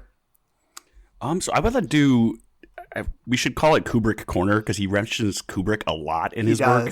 But there's 3 mentions in this one. One, the character Gladys says, "Words of wisdom," which is what Jack says to... at the bar in the old room. Wow. Words of wisdom, Lloyd. Words of wisdom. Good catch. He also refers to the voice as sounding like Hal from 2001, Space Odyssey. Yes. And then one character says they reminded him of the twins from some old horror movie. Yep. Yeah, the twins, I had that because he seems like he can't talk about the twin girls without making it about The Shining. It's like when they're first introduced, it says there were 2 little blonde girls standing where he had been. They were holding hands and wearing identical expressions of dazed terror. Sounds pretty familiar. And then a couple pages later, back in the main corridor, what Luke now understood to be the residence wing, the little girls, Gerda and Greta, were standing and watching with wide, frightened eyes. They were holding hands and clutching dolls as identical as they were. They reminded him of twins in an old horror movie. And then later, they described their eyes as shining eyes. So yeah, Justin. The Gerda and Greta is like the Drogon and Dorgan. Yeah. Here's the biggest one is when Annie says, "You all need to be on your guard. They're apt to come locked and loaded. There's a town in Maine, Jerusalem's lot. Yep. You could ask the people who live there about the men in the black cars. If you could find any people, that is. They all disappeared 40 or more years ago." Great. First of all, great. But I also love the idea that 50 years later at this point, that town is still empty. Yeah. It's so great. I love that idea. That was creepy. And I love that one too. And I feel like Annie also had a line about, she uses the phrase pop in or something like that. Yeah. And Flieger, you might recognize this because isn't that how they describe, like when you travel between worlds in Dark Tower, don't they say like pop-ins is the phrase? Yeah. I think like drop in or something like that. Yeah, drop in. I loved Annie because she was this little conspiracy theory nut. Yeah. And like, I was like, that would be me. That would be the character that I would play. She listened to basically Art Bell. It wasn't Art Bell. Yes. They called him like George. It's George in the Allman. quote. George Allman. Yeah. And talks his about it show all the time. And his show. Called The Outsiders. Yes. And Yeah. she says people call in, but mostly it's just him talking. He doesn't say it's aliens or the government working with aliens. He's careful because he doesn't want to disappear or get shot like Jack and Bobby. Another connection. Jack Kennedy. But he talks about the black cars all the time and the experiments. Black cars, obviously, low men in yellow coats, things of that nature, although they're not black cars there, but you get it. Things that would turn your hair white. Did you know that Son of Sam was a walk-in? No, well, he was. Then Walk-in. That's what walk-in. it is, right? Then Walk-in. the devil that was inside him walked back out, leaving only a shell. Raise your head, son. That blood's all down your neck, blah, blah, blah. So that to me was like many King's Dominions in one little section. Well, that's the thing. That's the perfect character to have all of those references ready because she listens to this conspiracy theory UFO talk show and I she's love Art into Bell. it. Same. You know, all our Art Bell is streaming on Spotify, and not all, but a lot of Art Bell streaming on Spotify. A lot of it, yeah, the coast to coast. And so, I know this sounds fucked up, but sometimes my wife and I fall asleep listening to it because he has a very soothing voice. That's like Jen falling asleep to the fuck is it? Chernobyl or whatever. Chernobyl, yeah. Or yeah. It's a comfort movie. Love that about her. Can I mention a classic? Yes. We have Tim wearing a blue chambray shirt. Let's go. In the beginning. And we also have in the Institute, there's places where surveillance doesn't work. And the exact quote is, there are dead zones where surveillance doesn't work. Yep. I wrote that down too. And then also I wrote down dead zone because of the precogs at the end. A little bit of, and then connecting it to nuclear war as well. Justin. Tim notices a restaurant called Bev's Eatery. I didn't get that one. I got a lot more. Yeah. Ashley. Keep going, because I think you guys have mentioned all the ones I had. Okay. Flieger. We have a character named Harold Cross, perhaps a combo of Harold Lauder and Nadine Cross. I did not get that one. I don't know if that's room 237 or if we just put these together. We'll throw them all together. Okay. Well, on that note, there's a Deputy Taggart Faraday introduced in the first part, and Faraday was another pseudonym that Flagg uses. Oh yeah. And also on Lost, I believe. Ones. Yeah. I was gonna say, like, with the Entertainment Weekly episodes, which are really fun. But we have mentions here of John Grisham, George R.R. Martin, Cormac McCarthy. But he's commenting on the Game of Thrones TV show and critiquing it. And it's like King really putting in his TV brain. Randall's ready for that one. Oh yeah. Well, I'll do all the TV shows at the end. Wait, let me see here. I've got just took a few samples. Wait, hold on. Okay, no, I take that back. I'm going to save that one. Hope was such a fine word, such a fine thing to feel on page 247. Very reminiscent of Red's quote from Shawshank Redemption, where it's just like, I can't remember the exact quote. Hope is a good thing. Perhaps the best of things, Right. So, Justin. Tim was a Sarasota police officer. That's King's second home is in Sarasota. Flieger. We have, so they mentioned that Lisa, or I forget her name. I have the nickname written, Leisha. Leisha's time sense is very good. She can tell what time it is. And in The Gunslinger, Court trains the gunslingers by sending them out and having them return at a certain correct time. Dang. So she predicts that it's 9 o'clock and she's correct. So she has that ability to possibly be a gunslinger. Cool. See, wouldn't that have been a fun thing to reference in the story? Who would have known? There's mention of a guy, they're talking about crime or horrors in the real world. And they talk about a guy running people over with a truck, Mr. Mercedes. Yeah. Justin. That's a good one. Animatronic Richie Rocket dances to Mambo No. 5. We learned in recent years. I brought up the article. Yeah. Stephen King's, I wrote this down too. Stephen King played, this from Variety, Stephen King played Mambo No. 5 so much his wife threatened to divorce him. One more time and I'm going to fucking leave you. That was from, when was that? September of 2023 that made the rounds. Flieger. This is my last one, but the lights that the kids see, they say in the grips of those damn lights. Are these the dead lights that they're seeing? These orange dots that kind of, I mean, they go back to like the kind of macro verse, but like, when it opens its mouth, you see like these orange lights within it. Is this speaking, are these the dead lights? You mean the spots for dots? Yeah, the spots for dots that they see as they get more powerful. But is that a connection to that? Very interesting. I like that. Justin. You mentioned this earlier, Randall, but Luke making his way through the woods and he fears he may have heard a bear nearby. Very Girl Who Loved Tom Gordon. Yes, I think that's what made me write that down. Page 93, there's a mention of Lord of the Flies, famously one of King's very favorite books, also featured very prominently in Hearts in Atlantis. And featured prominently on the Patreon. Yes, we have a whole episode on Lord of the Flies. Please check it out. Plug. What do you got? Their time with Maureen had necessarily been short, partly because if their palaver went on too long, it might raise suspicions. Very Dark Tower coded there.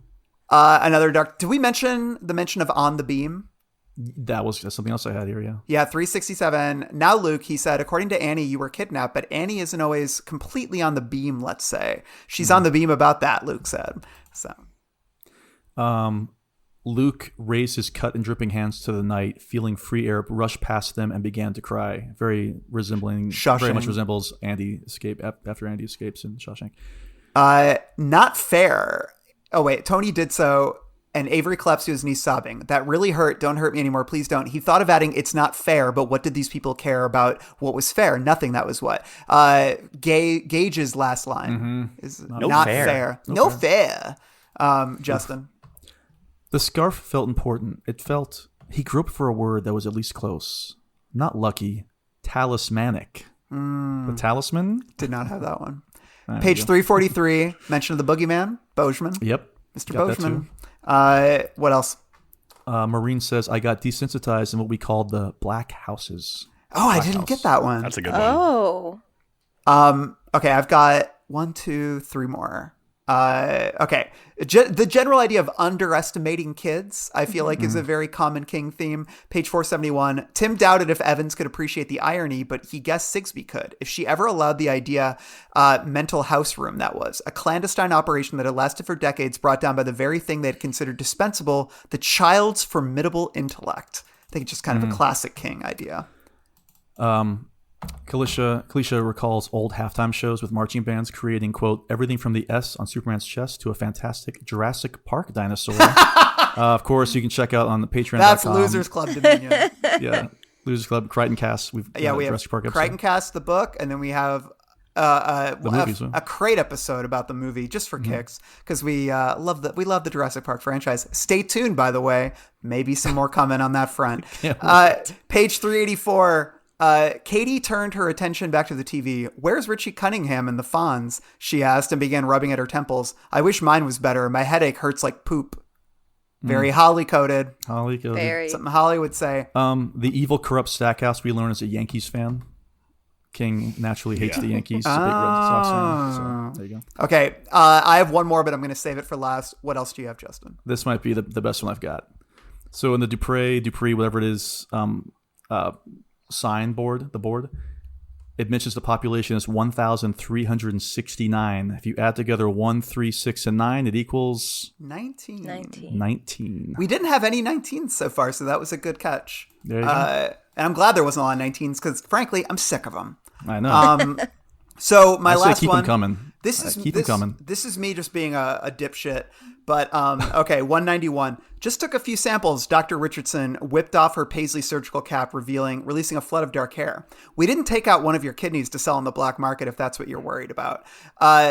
So okay, there was a movie I was obsessed with in college. Not the movie, but the VHS cover. It was a movie called The Harvest, and the tagline, it was about kidney smuggling. And the tagline was, they took his kidney and told him he could live with only one. Now they want that one too, which is the best tagline I've ever read in a movie.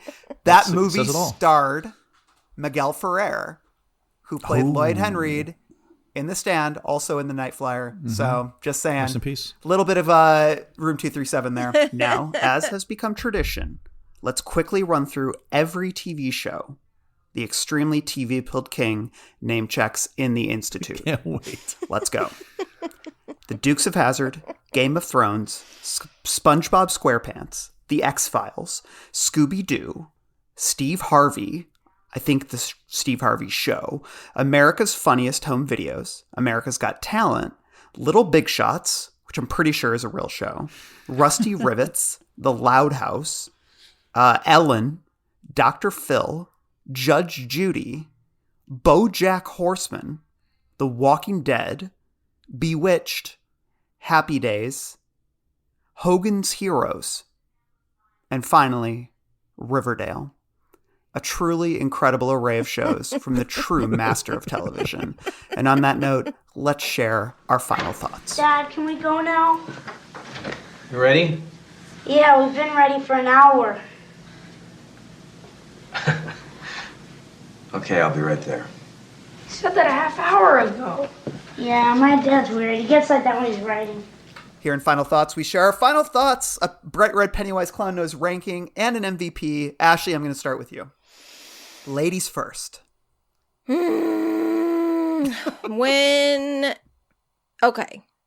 it comes to the actual reading of the book, I do think this book has enough excitement and suspense that it's I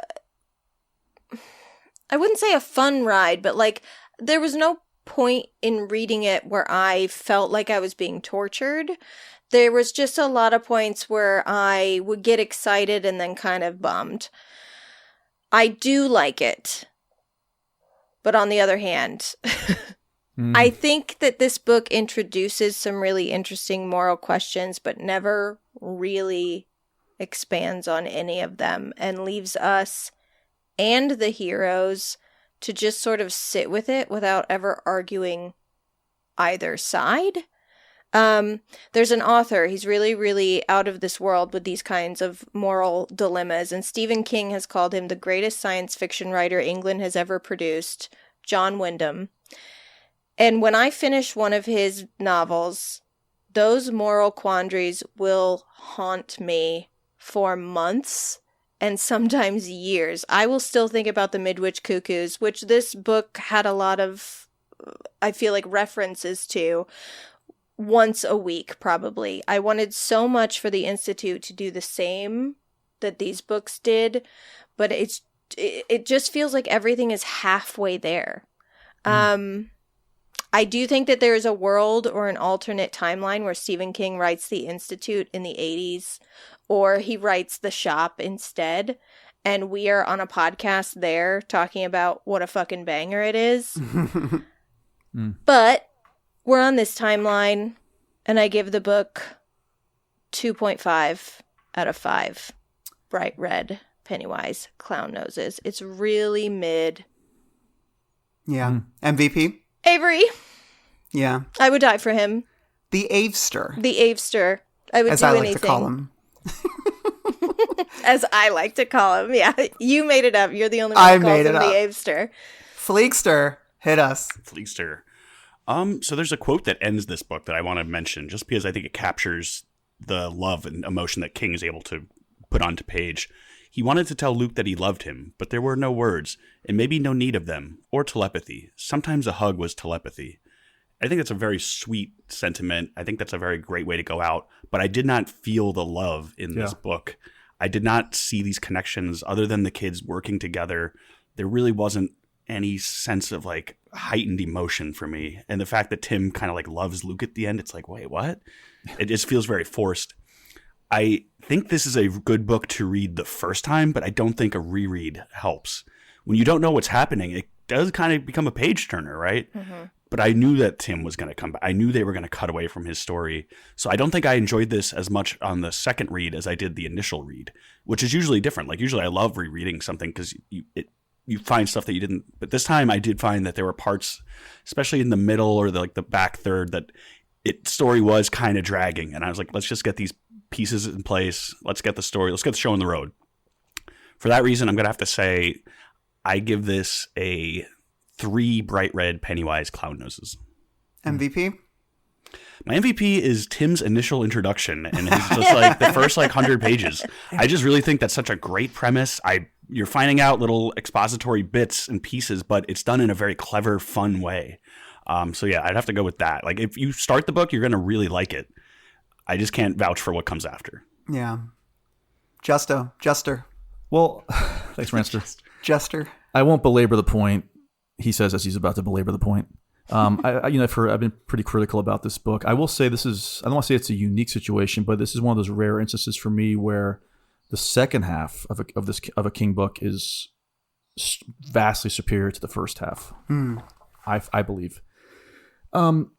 I can't recommend the book, and I was thinking about why. Well, besides the last 2.5 hours of some things I was saying, it's the fact that the copy I read was 560 pages. Yeah.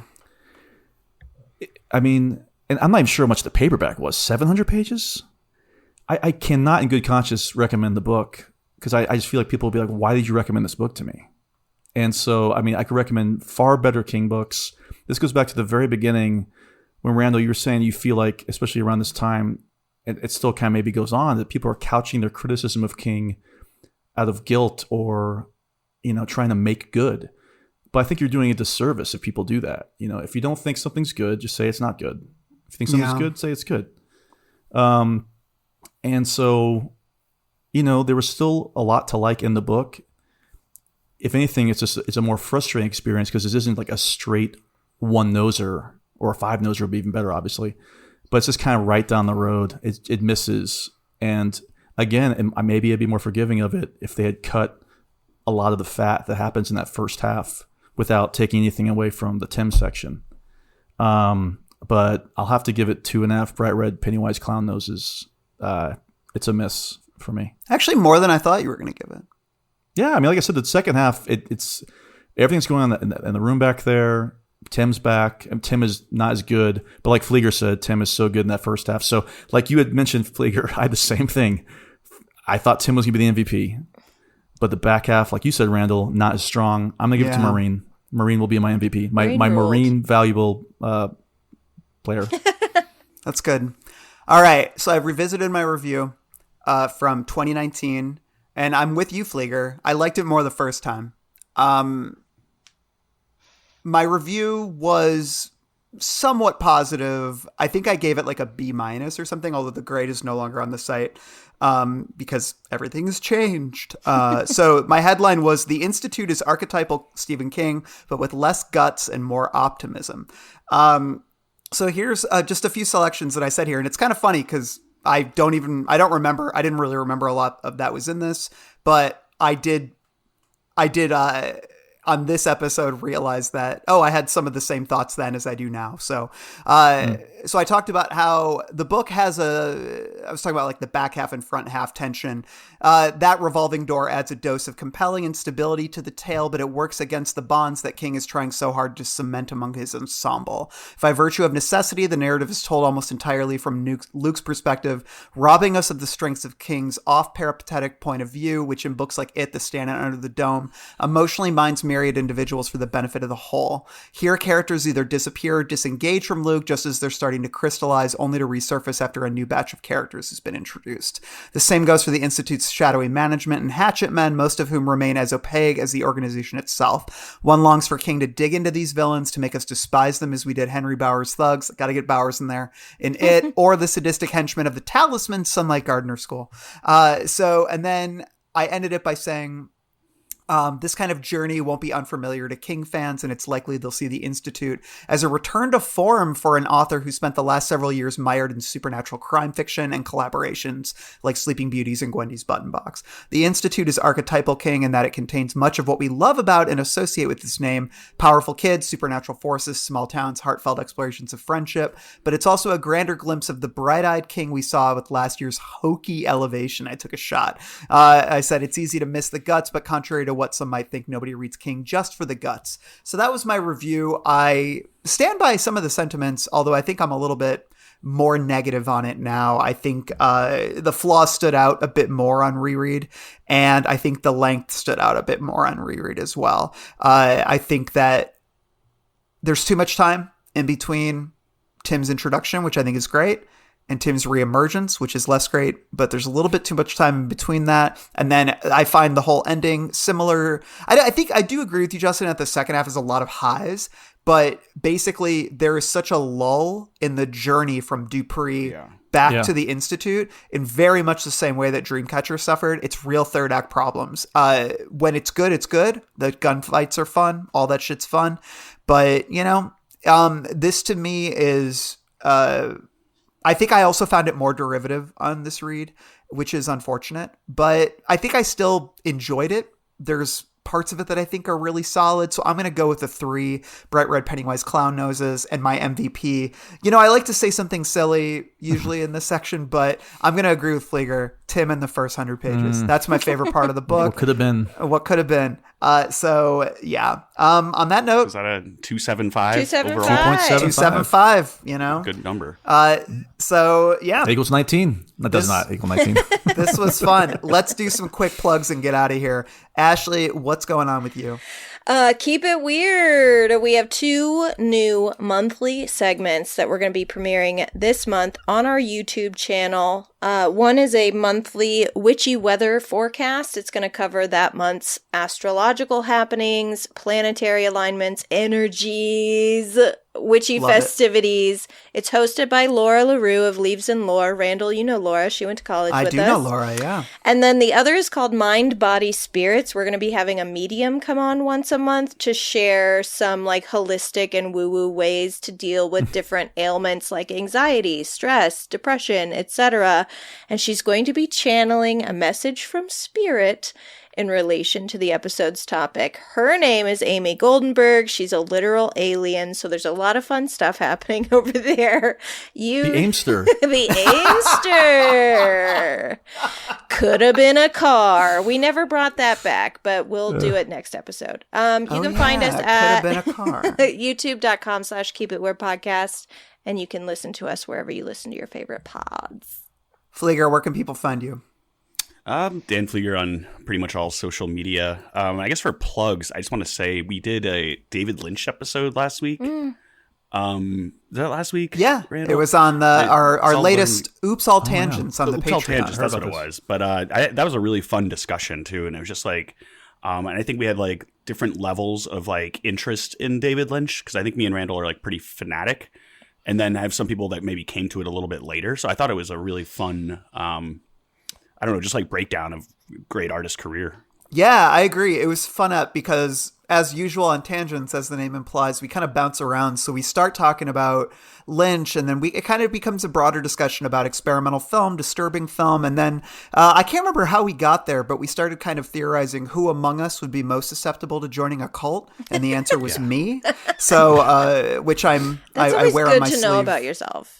Yeah, I think so. It was fun too, because like I was telling someone afterwards the topics we covered, and they're like, "How the hell did you bounce from this many topics?" But I think it worked. That is the appeal of Oops All Tangents, which you can access on our Patreon, patreon.com/thebarons. Those are fun apps. Justin, what's going on with you? Well, in Halloweenies, we're doing Universal Monsters this whole season, this whole year, and for March we are doing all things The Mummy. So on our main feed, we're going to have an episode on the classic 1932 Mummy at the end of the month. However, on our Patreon, we're going to be covering the 1999 Mummy. We're also, I guess by the time this episode airs, you can find it on the Patreon, we will be doing a live watch-along for Tom Cruise's The Mummy, a movie that I think only 2 of the 5 of us have seen. Also in the main feed, Mike Rothman, maybe you've heard of him. He did a reunion with the cast of Reanimator at CreepICon a little while ago, and we've got that recorded, and that'll be up on the main feed. Also a mailbag episode, Tricks and Treats, in which we also discussed Lynch a little bit. Also on the Patreon, patreon.com/HalloweeniesPod, by the way, Bubba Hotep commentary track. Does that hold up? Yeah. Bruce Campbell, right? I want to once again thank the Mayan gods or whoever the hell is responsible for the calendar for making 5 Mondays for this month. It's a little more work, but you've got plenty of content out there, folks, if you want it. Does Bubba Hotep hold up? I watched it in college. I have not seen it. I was not on the episode, so I've not seen it in maybe.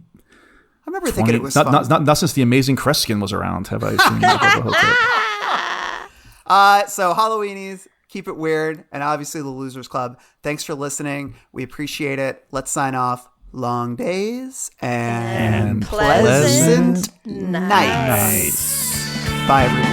I got some hot friends. God, I got some hot friends. I got some hot friends.